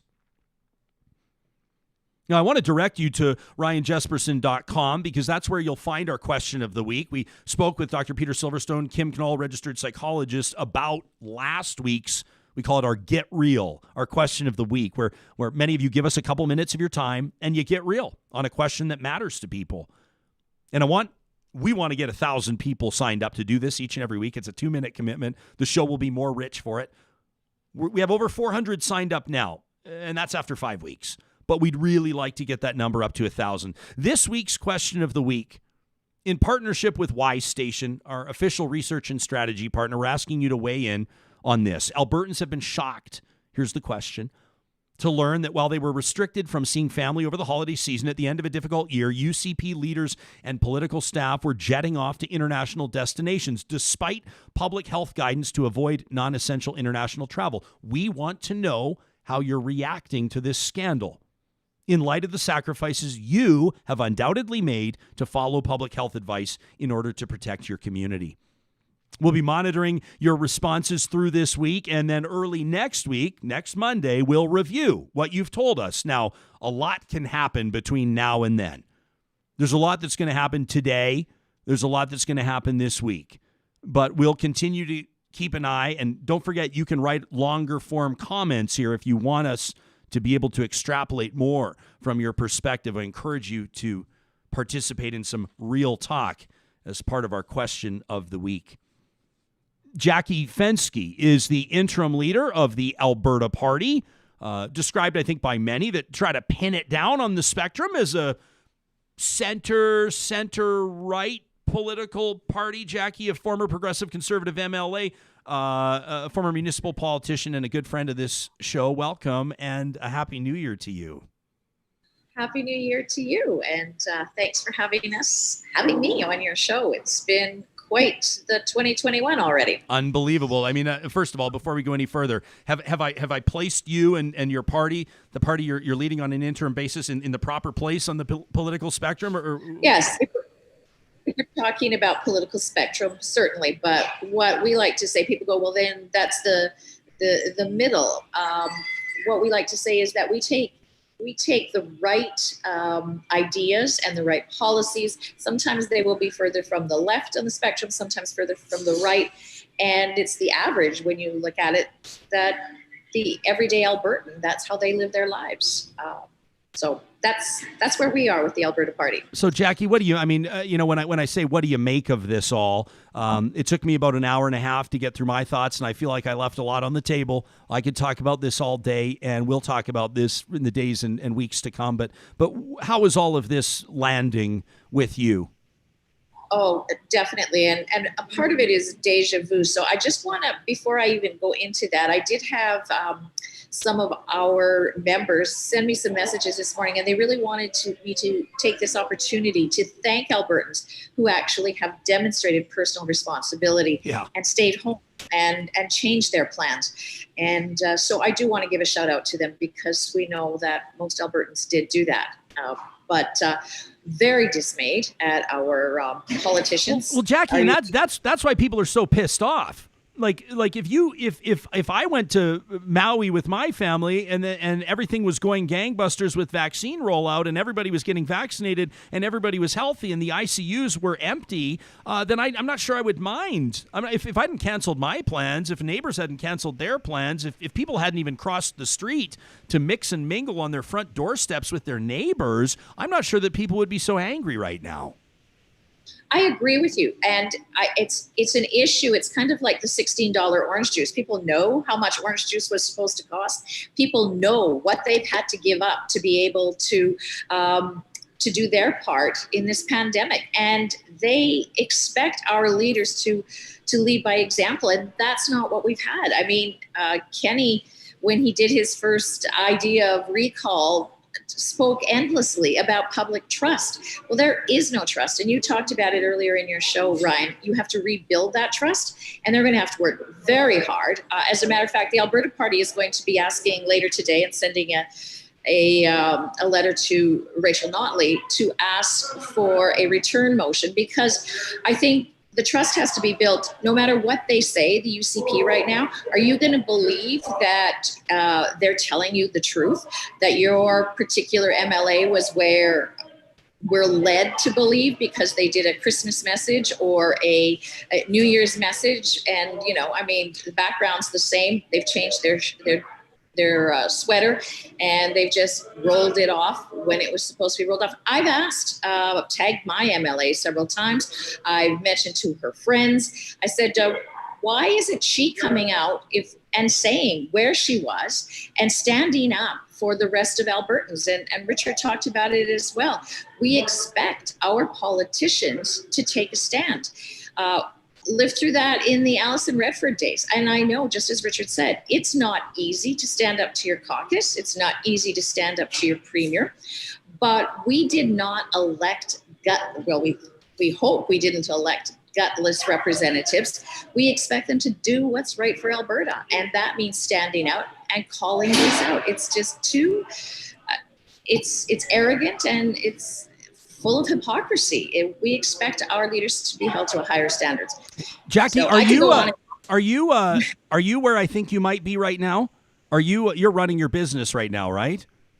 Yes. And those are pie plates that we hear crashing together. Because actually, it's the business next door making noise. It's the business next door. But are you at Fife and Deckle right now?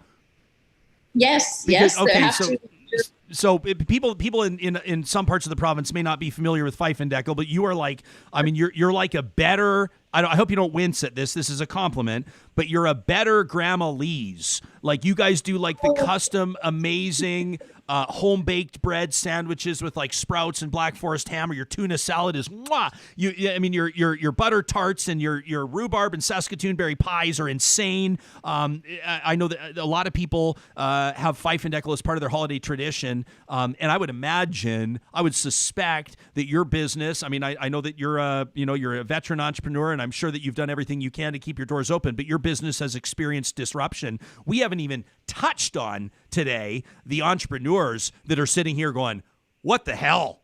Like I voluntarily closed my doors or I complied with these directives. What the hell?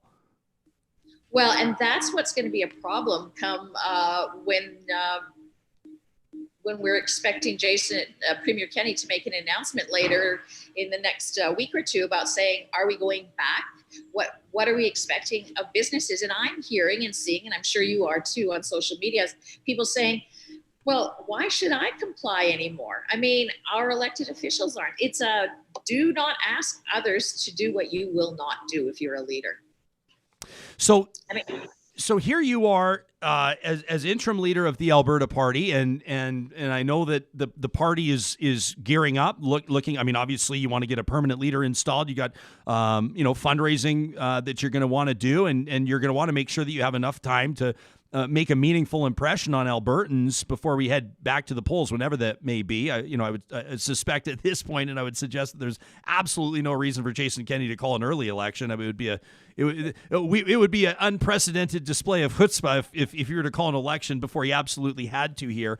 I've seen a lot of people. I've seen some different opinions. I've seen some different assertions over the weekend. Some are saying, "Hey, listen, we can't mess around here. We can't split votes here when it comes to progressive Conservatives, people in the center, people center left. We need to come together." Everyone says you got to either take your vote. If you're not voting UCP, you got to vote NDP. And other people are saying, hey, we've not seen a better opportunity for the Alberta Party here to really make some noise, to really make a splash. I would suspect you're probably not going to tell people to take their votes to the NDP. So what's the argument to start supporting the Alberta Party, to buy a membership today?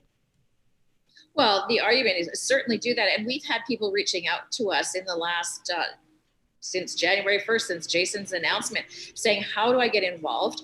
I want to run in my constituency. I want to work towards setting up our constituencies. And I know Matthew Preston, my chief of staff, has fielded a lot of those calls, and Conrad Gay as well. So yes, reach out, let us know. And when we talk about what's happening in the legislature, there was actually a letter released just prior to the new year. I believe it was one of the mayors in central Alberta saying he's sick and tired of the two parties fighting against each other, and they're not sitting down and they're not talking and trying to find solutions for all Albertans. So this isn't working. We're missing the reasoned debate and discussion from additional voices in the legislature. Think Greg Clark, think Karen McPherson, Rick Fraser. There were things that these individuals brought forward to the ruling government at the time, and they got amendments in legislation to make things better for Albertans. And right now what we're getting is a lack of decorum. So we're saying, hey, here's your chance. And yes, we welcome you with open arms, because frankly, it's not so much the travel, Ryan. I mean, as you said, they can go. I think it's the insult that Jason Kenney saying, well, I'm going to take responsibility, but there are no actions to those words. We don't trust him. Not even his written guarantees do we trust anymore. No. But yeah, there have to be actions to consequences. So what's he going to do? Is he going to pay part of his salary for the 14-day quarantine period that each of these individuals have to do? Is he going to go work in a long-term care facility because they're short of staff to make up, to show some kind of amends? People expect actual action, and they expect this to be taken seriously. So I just think it's insulting when they say, well, it's tradition, or we're going to support WestJet. Hey, I got a business too. Stay home and spend your money in Alberta. Yeah, the whole like supporting WestJet thing was just, to me, maybe we'll play that audio again after you and I chat, Jackie. I just couldn't believe it. It's hard to tell whether it's the premier of a province with a travel advisory in effect or a WestJet executive. It's really hard to tell who it is. He's talking about the importance of air travel, how it's safer to travel on an airplane than it is to go to the grocery store. All he's doing is empowering. There are the people that believe COVID is a hoax. Let's be honest. They're causing scenes in grocery stores. They're walking in with no masks. They don't give a shit. They haven't changed anything. They're proudly throwing parties. They had their whole family together for Christmas. Doesn't matter to them. Then there are the people on the complete opposite side that haven't gone anywhere. I mean, there are people that have emptied their freezers and they're going to the back of the pantry, and they've been limiting as much. They can't even think about going out in public. And then there's a whole bunch of people in the middle. Right? There's a whole bunch of people in the middle that are going, yeah, I'm like down to participate and in what society's doing here, and I believe in the important measures, but also like, I would love to get away. And I mean, there's people I know personally. I know people personally, Jackie, that are out of country right now. I have friends personally right now in Hawaii. I have friends personally right now in Mexico. I sent them messages over the weekend and said, you know, as a family, we're concerned about you. And, people are saying you might want to pull down your photos right now. If you've not taken the temperature of Alberta, it is at a feverish 106. The mercury is busting through the top of the thermometer. You may want to pull your photos down. But there are people right now that are going, I heard it straight from the Premier's office. Jason Kenney gets briefed every morning, right? Binders and binders of information. He knows what the situation is with doctors. He knows what the situation is with respiratory therapists. He knows what the inventory looks like with ventilators. He knows what the vaccine reality is. And he knows, or should know, we hope, the forecasted implication of this on our population and on our economy for months to come. And he basically did a big free fucking commercial for WestJet and told everybody that's not that big of a deal. And that big group in the middle that can be swayed either way, guess what? They're not canceling their travel plans now. They're going to travel. And guess what? COVID-19 will continue to persist as a problem in Alberta. And when it comes to how angry I am or what angers me about this, that's what angers me. Jason Kenney didn't just give a pass to his staff, didn't just give a pass to his cabinet and his ministers and his MLAs. He gave a pass to the thousands of Albertans that were probably going to bend to the pressure around them and not travel, and now they're going to do it. Yeah, and it's so sad. And, let's get back to his chief of staff flying to the UK and finding a way to circumvent the rules of the day and fly through the United States. That took some strategy and some chutzpah, I would say. And, if he can do it, why can't I do it? Let's not worry about the rest of the world. I just am livid. I can't believe that a leader would do these types of things. And the change is going to have to come from within. And it's not just going to be Tracey Allard's head that has to roll. Frankly, we have an active group in Grand Prairie, our constituency association, and they created that, the signage welcoming Tracey back, Minister Allard back.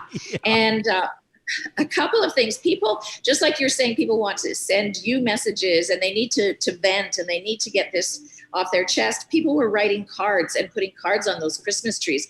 And we got emails from people saying, thank you for doing this because I had nothing else I could do this weekend to be able to vent and voice my opinion. So people are looking for that, but it doesn't stop at Tracey Allard. Yes, I know she's in cabinet, but let's talk about Jeremy Nixon, who is the parliamentary secretary. He's got a position. Let's talk about committee chairs who may have traveled as well. We need to get to the bottom of this and find out exactly who traveled and what their new lame bullshit excuse is going to be. Yeah, I mean, there are a couple of people on Twitter that have been doing a pretty admirable job of trying to keep an ongoing list here.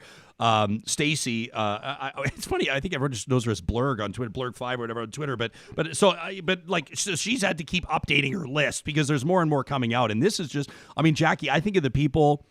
I think of the elected representatives, whether they're, MLAs, ministers, whether they're chiefs of staffs, press secretaries, there are people sweating bullets right now, and they're going to want to get ahead of this like Tanya Furr did. I think Tanya Furr was kind of like, hey, everybody, Happy New Year. And also, by the way, I visited my sister in Las Vegas. And then you've got Tanny Yao, the MLA out of Fort McMurray. The government, by way of a spokesperson, Tim Gerwing, says they actually don't even know where he is, but they're trying to contact him. Jason Stefan out of Red Deer. I'm not sure if you read his Facebook post. He doesn't apologize whatsoever. He actually says that he doesn't think it's in a public post, says he actually doesn't think that he doesn't believe in government mandates that limit people to travel. And, he sort of offered the sorry if you were offended apology. You've got Michael Florian and Elisa Snyder, press secretaries for Education, Advanced Education, the couple that went to Hawaii and posted it on Instagram and kind of kicked off this shit NATO. You've got the Chief of Staff, Jamie Huckabay. I mentioned Tanya Furr, Jeremy Nixon, Tracey Allard, Pat Rain, the MLA out of Lesser Slave Lake. I have heard from more people in Slave Lake than I've heard from in any other part of the province. That's no joke on this. They know about Pat Rain. They sniffed out Pat Rain months ago when they found out that he's got a house in Red Deer and that he lives and works in Texas. They say they haven't even, I was up in Lesser Slave over the summer. People were coming out. I actually talked to Pat Rain. He was actually spilling the beans all over the place because he didn't know who I was.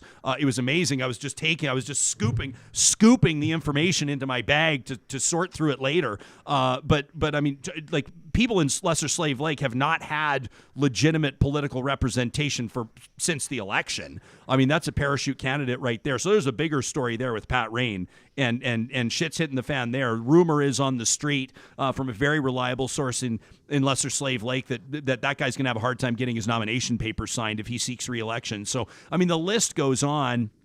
I think today we're probably going to see, if we haven't seen it, I mean, I'll be honest, we're sort of flying in the clouds a little bit because we're live here and we only have so many monitors in front of us. I don't know if Minister Allard has resigned yet, but there's word that she will. I mean, ultimately, you have to wonder at what point MLAs like Michaela Glasgow, the young MLA out of Southern Alberta, come forward and say, I mean, I'm paraphrasing. These are not her exact words, but like, I observed the rules, right? MLAs are coming forward and saying, this is not, like, I'm not part of this. Don't loop me. Don't group me in with this group. And ultimately, what are the implications there?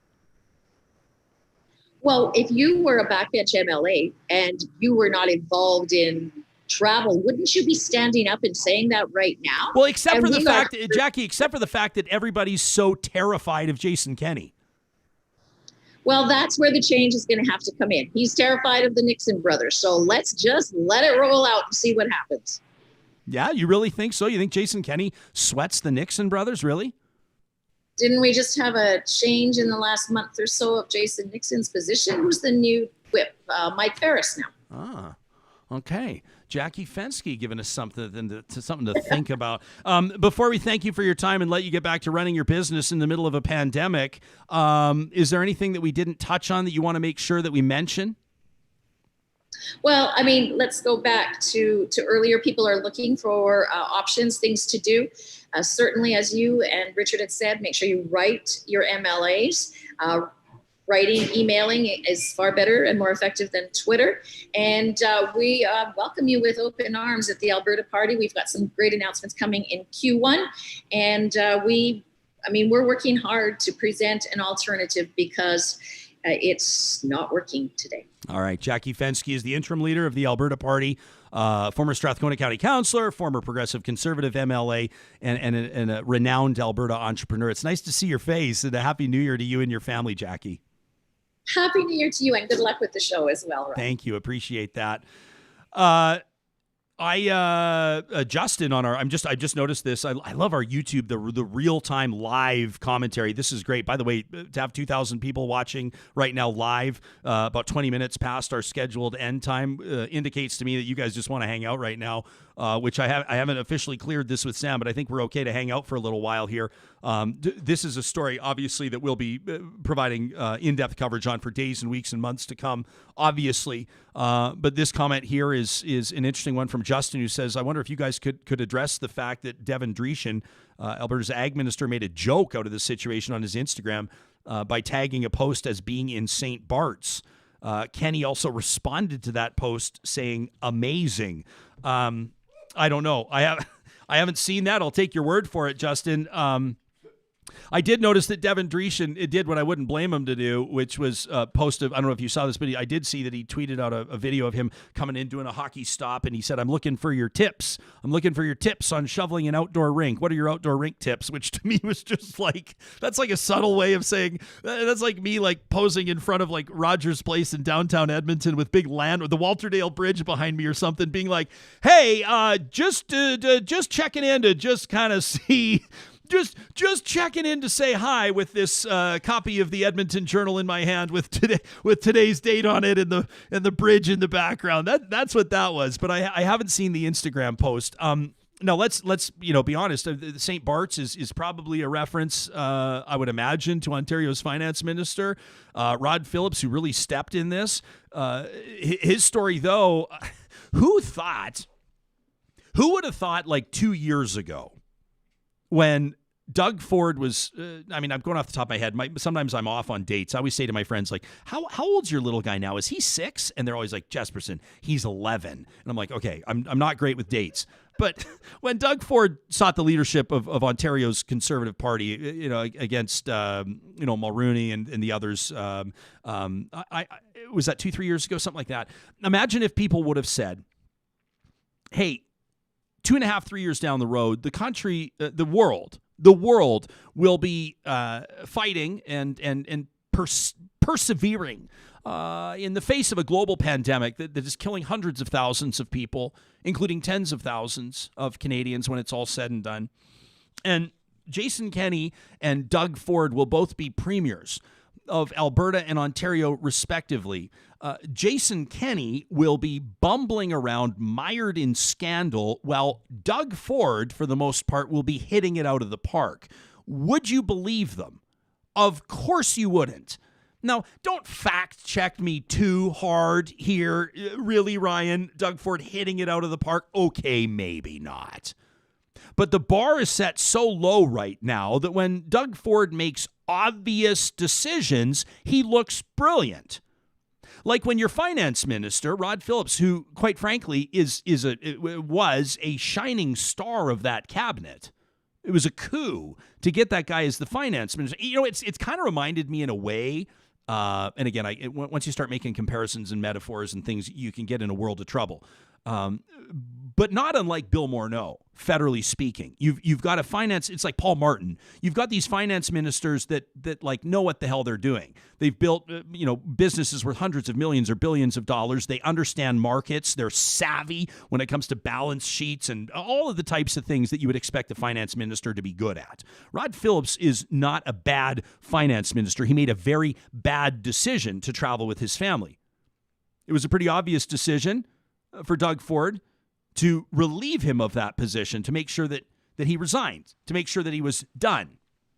Now, it's not just United Conservative politicians, though, that have done this, that have raised the ire of Canadians. Nikki Ashton, the prominent New Democrat MP, I'm drawing a blank here, but I'm pretty sure she's out of Manitoba. She is out of Manitoba. Traveled to Greece to visit her ailing grandmother. I'm not going to poke fun at somebody who has an ailing grandmother. That's horrible, but I will suggest that there are hundreds of thousands of Canadians with ailing grandmothers.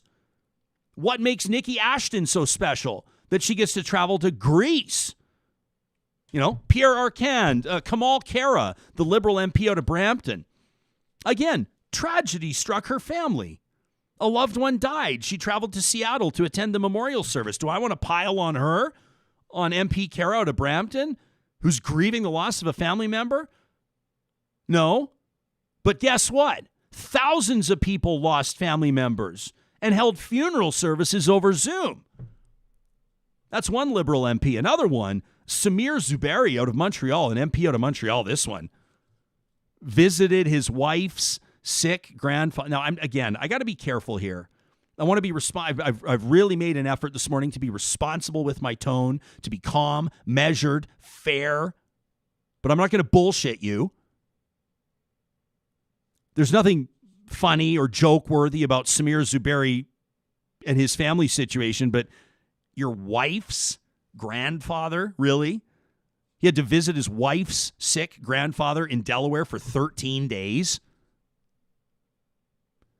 There are others. Ron Lighthearted, the progressive, he's obviously a former minister himself in Alberta's provincial politics. He's a conservative MP now out of Calgary. Everybody in Alberta knows the name Ron Lighthearted. Traveled to his house in Palm Desert at least twice. His staff is saying, I love this. This is the same as Sonia. I don't love it, actually. You get what I'm saying. If I was a speechwriter for Rachel Notley, I would love it. Sonia Savage and her home in British Columbia, her vacation home, and Ron Lighthearted, his home in Palm Desert, both of their offices saying this was essential travel. There was essential house maintenance issues that needed to be tended to. Anybody I know that has a house in Palm Desert or Phoenix or anywhere outside of the province of Alberta has a number on speed dial. So if the pipes burst or if there's a break-in or if there's a fire, typically the next door neighbor can come in with the key they have and tend to it. Ron Lighthearted did not travel to Palm Desert because the grass was getting too long and he had to mow his lawn. Sonia Savage says she had to travel to BC to check on, there was not pipeline, don't get me wrong, not jobs economy pipelines, but there was infrastructure, like drainage or something. There were pipe repairs going on, and she had to go take a look. Okay. This all comes down to the trust. Perhaps Sonia Savage is right. I don't feel bad for anybody, but who I might be compelled to feel just a tiny bit bad for are the people who are being honest. Maybe someone that says, I had to drive out to Sycamoose because our place there, I had to drive out to the shoe shop because literally we had 18 inches of water in the basement, and like my grandfather's old grand piano was in there, and we had to, and this was an absolute crisis, in our holiday season was a nightmare, and we were there with rubber boots on and sump pumps, and it was not glamorous. And there might be those people in those scenarios now, but guess what? Nobody will believe you. Nobody will believe you about your tall tale or your accurate story about where you were and why over the holidays. Nobody's going to believe you about things that you've told them over the past couple of years. And sure as hell, nobody's going to believe you about what you're going to try to sell them on today or tomorrow or the next day. That's what happens when a government loses the public trust and loses credibility. It's what happens when an entire population, an entire province, 4.5 million people believe that the premier is looking them in the eye and lying to them. That's what happens. Sam, let's take a look at more of what people have been telling us over the weekend. We want to give you the floor here. You can use the hashtag RealTalkRJ. You can tweet at us anytime. You can send me emails to talk@ryanjesperson.com. Ian says self-interest has been Kenney's modus operandi for years, like from his Taxpayers Federation days, right? Like to his time. What do you say? Sycophancy? Was that sycophancy? Sycophancy? His Harper sycophancy? Let me. Sounds like sycophancy to me. Sycophancy. Well, because the noun would be a sycophant. Yeah, so a that sycophant, makes sense. which is like a bootlicker. Yeah, like an unapologetic apologist. There's a paradigm for you. Ian says it's always been about being the boss. Nothing about public service. Disgusting and very consistent. Something about a leopard and spots. What about this from Julie Rohr, a good friend of this program? She says, hold me back. She says, I want to throw my computer out the window, but I won't, though, so I can hear your show on Monday. What the premier just did is unacceptable. This is on the heels of his announcement. You can see there, January 1st, that was at 1:33 p.m. That was right after his, yeah. I was going to talk about him showing up late, but out of respect for the Calgary Police Service and that horrific tragedy down in Calgary, I'm going to give Jason Kenney the benefit of the doubt. We heard from Thomas earlier today. He says, he says he's going to have to fire like a third of his staff, many senior staffers. If he found about, if this is the precedent he sets with Allard firing her. Mitch says, I wish I could take my vote back.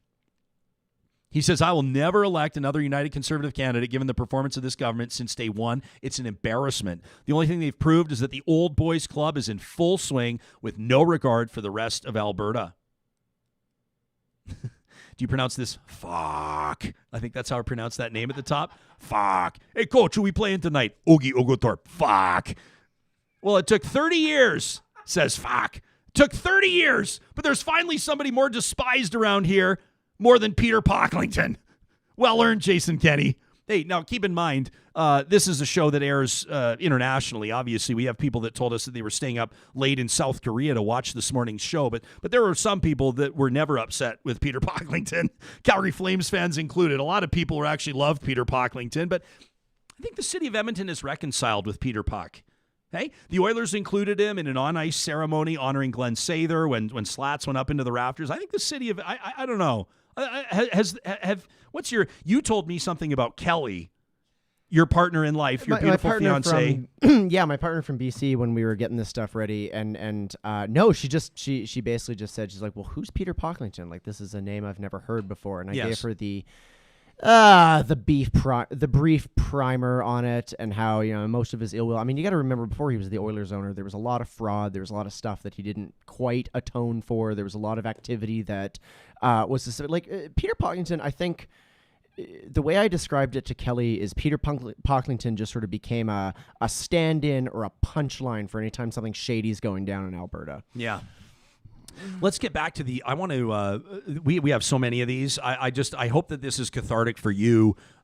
This is what the public's saying. Chris Turner's a talented author down in Calgary. I encourage you to check out his books, give him a follow.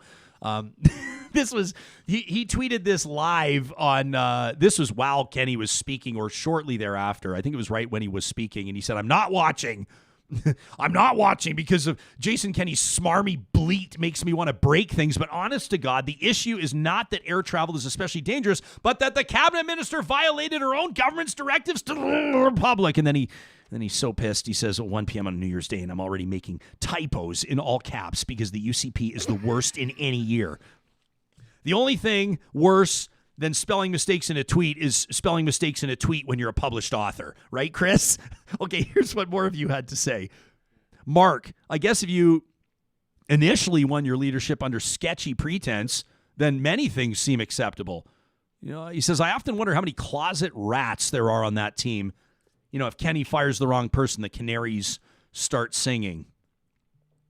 Katie Ingram, business person here in Edmonton, owns Cartago and Fleisch Delicatessen, says, I lobbied this government to shut down restaurants to save lives. I'm fucking furious, says Katie Ingram. Heidi says, Jason Kenney won't, though. I'm trying to remember what this was in response to something I had tweeted. I think it was about resigning. Something about resigning, sure. Yeah. I'd never officially over the weekend called for Jason Kenney to resign, but you're right. It had something like, she said, yeah, he won't, though. His goal isn't to be ethical or do the right thing. His goal isn't even to lead well. His goal is power.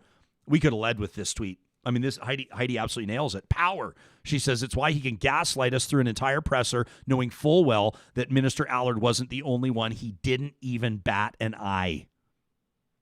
Luke Fevin says, Kenney supporters, remember we warned you? This is what it would be like. This is what he's like.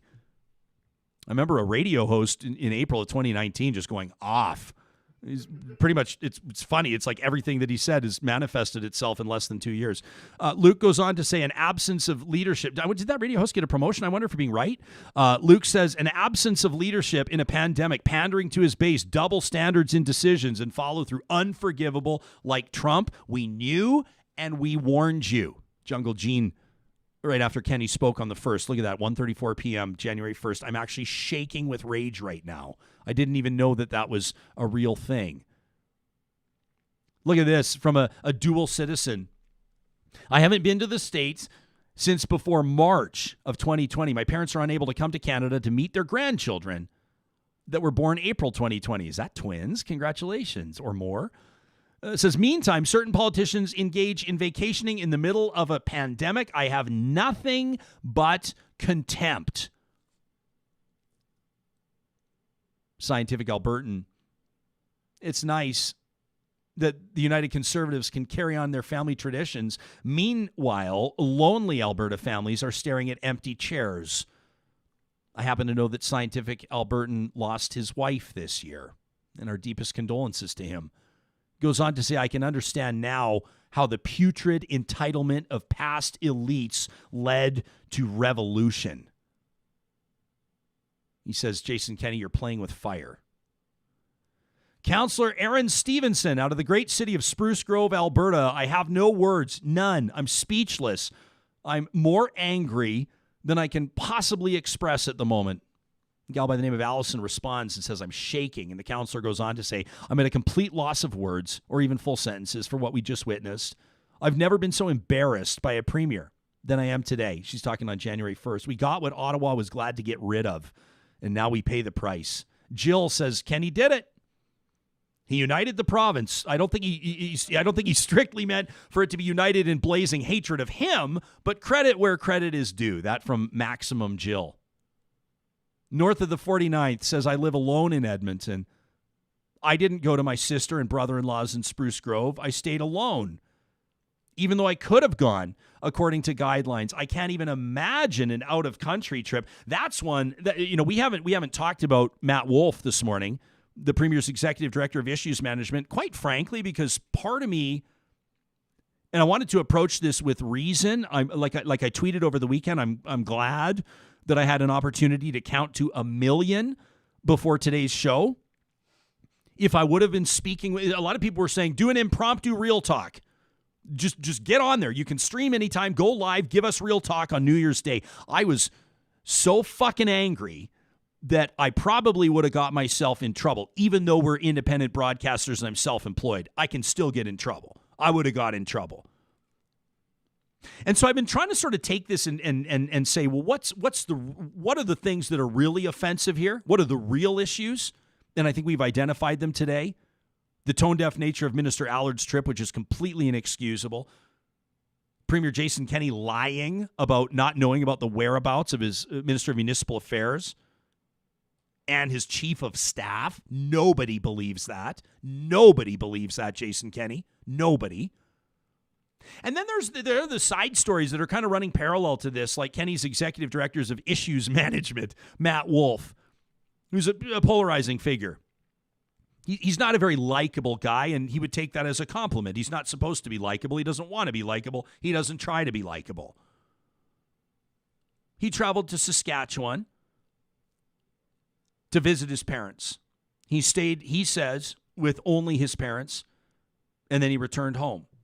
Now, he did break the interprovincial travel advisory, the advisory against interprovincial travel, but a lot of people are saying, like, well, it's kind of different, right? Like Matt Wolf, like he went in, and then you sort of think like it's a guy with his two parents.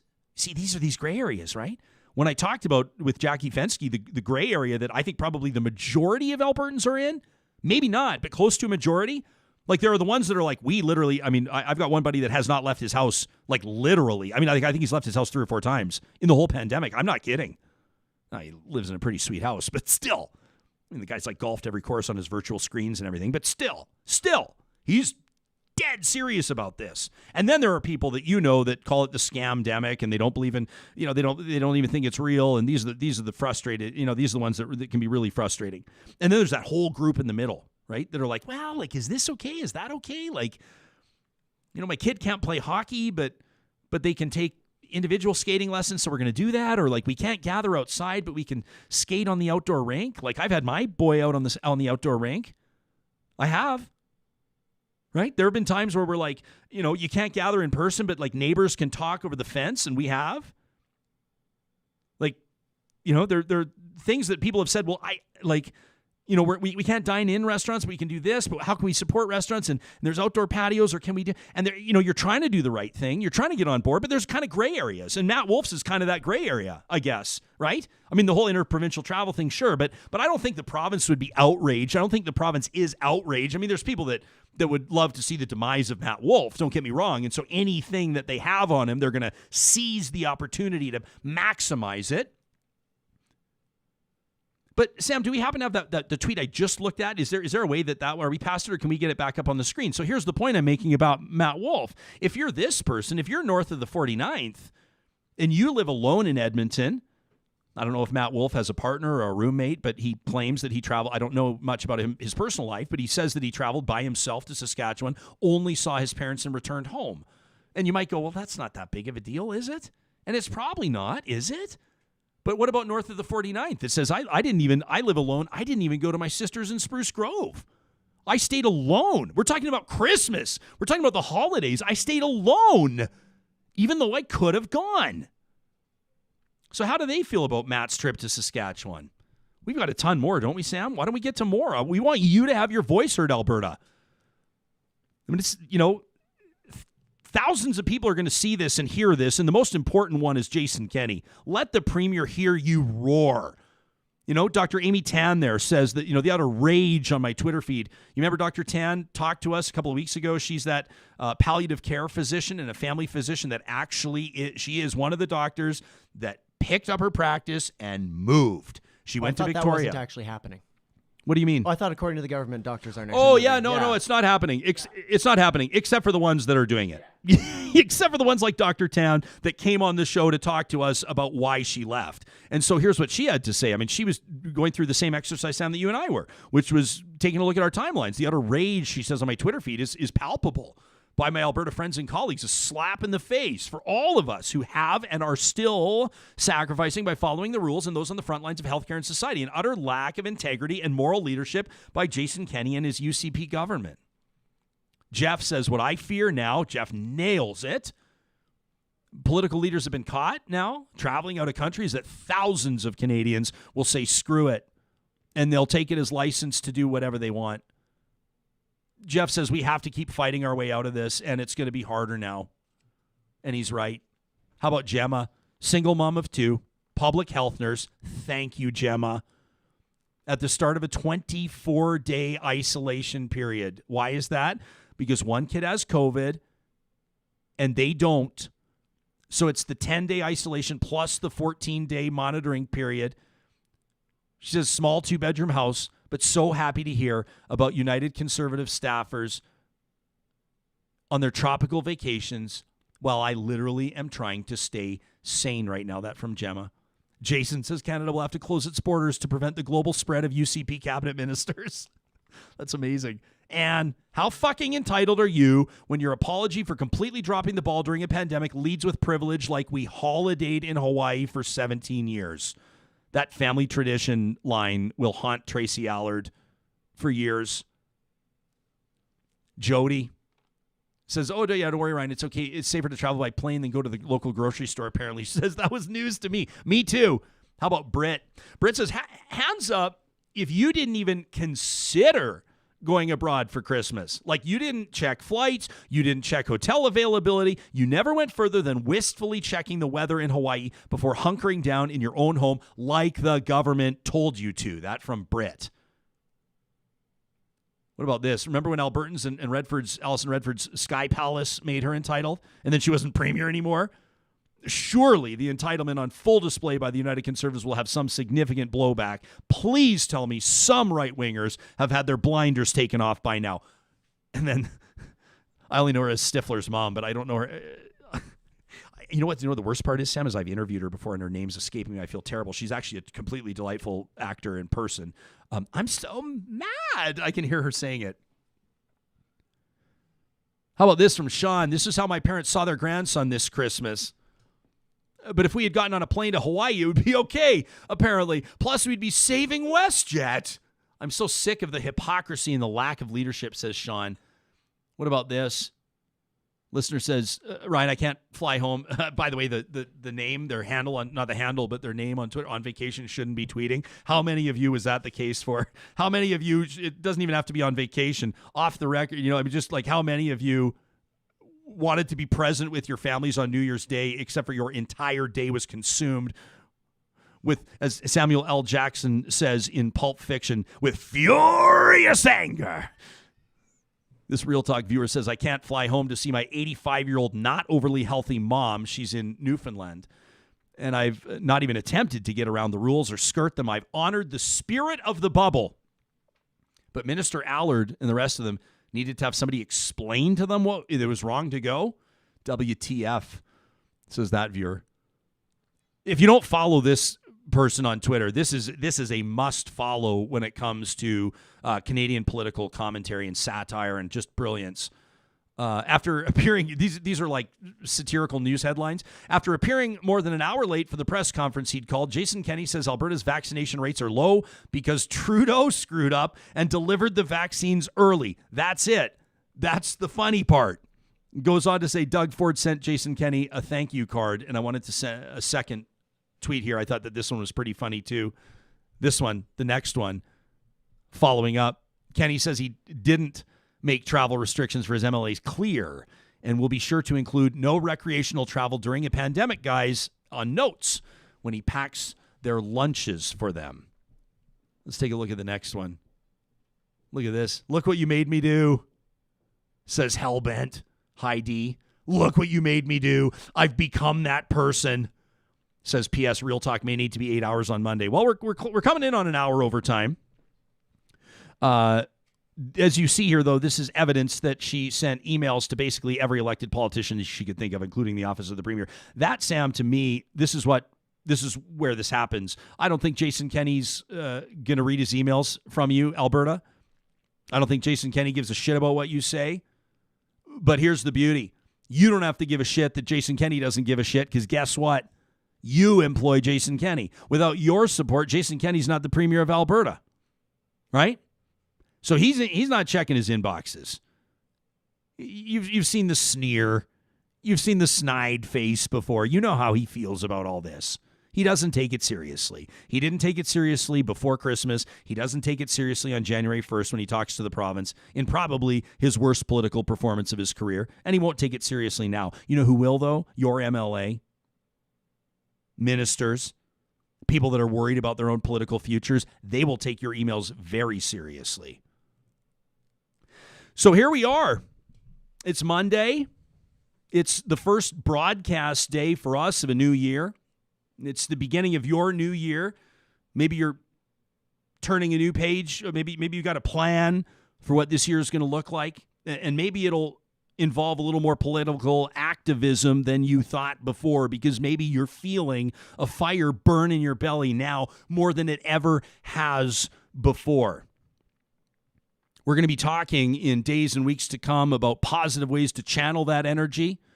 We will have a platform here for you to have your say, to have your voice heard, and that starts with our Why Station question of the week. I want to remind you that we want to know what you think an adequate and meaningful response to this scandal would look like. You go to ryanjesperson.com and click on the question of the week right across the top bar. Now, we've got a couple brand new partners that we are thrilled to introduce you to today. And these are partners that have reached out to us, and they said, we want to be builders. We want to be Real Talk builders. We want to be part of this. We want to be part of what is quickly becoming Western Canada's most subscribed, most downloaded, most watched, most listened to talk show. And that includes the team. I'm very excited about this at Grand Dog Essentials, quality raw food. I could stop it at this. They feed our dogs. And we've trusted them. We've trusted them for a long time. A family-owned company with 2 generations working together in the business, with weekly raw dog food deliveries to Metro Edmonton, Calgary, and the Red Deer area. That's right. They've got a large chunk of this province's population covered. They deliver to your doorstep frozen in 40-pound boxes. I can describe this to a T because we receive these deliveries each and every week for our 2 dogs, our family members. The available options include beef, chicken, turkey, bison, or tripe. And get this, when you track them down at granddog.ca or find them on Instagram or Facebook at Grand Dog Essentials, and you're ordering online and you use the promo code, the discount code REALTALK, they're going to give you 10% off your first time order. So use the promo code REALTALK again at Grand Dog Essentials on Facebook and Instagram and granddog.ca, and welcome to the team. We're thrilled to have you here. Say the same thing for Eden Landscaping, and here's the deal. I know that some of you probably are saying what we learned in 2020 is that our yard, our home, is our oasis. Maybe you didn't go on that trip to Hawaii. I'm trying to be delicate here, Sam, because I'm not sure how much our advertisers want their spots to be political. They're probably perfectly fine with their debut advertisement on the show not being loaded with political commentary, but you never know. But maybe you didn't take that traditional family trip to Hawaii. Maybe you didn't go visit your sister in Las Vegas. Maybe you didn't go check in on your second property in Palm Desert. Maybe you stayed at home and you've got a little extra cash and you want to invest in your home oasis. Now is a perfect time to start planning so they can start construction on your dream yard as soon as this ground thaws. Go check out Eden Landscaping online. You can visit the sponsors tab at ryanjesperson.com, and we're thrilled to have their partnership. And we'll wrap today by giving a big shout out to the team at Friesen Brothers as well. We're thrilled to have them with us on board for 2021. Friesen Brothers is looking ahead to a big year to come as they open up their 15th Alberta location. It's under construction. You're probably watching like I am. If you're in the Metro Edmonton region, anytime you're on the Henday, you're right around Rabbit Hill Road, and you're kind of looking and you're seeing this unbelievable building under construction. It's going to open soon. And when it does, it will change the grocery game in Alberta's capital city. Friesen Brothers is Alberta grown and Alberta owned. Thank you to everybody that tuned in this morning. This has been a remarkable discussion, and this is just the beginning. We're just getting started, and I mean that in every single way. And we do it with your support, your correspondence, your real talk. We'll talk to you tomorrow, 8:30 a.m. Mountain Time at ryanjesperson.com.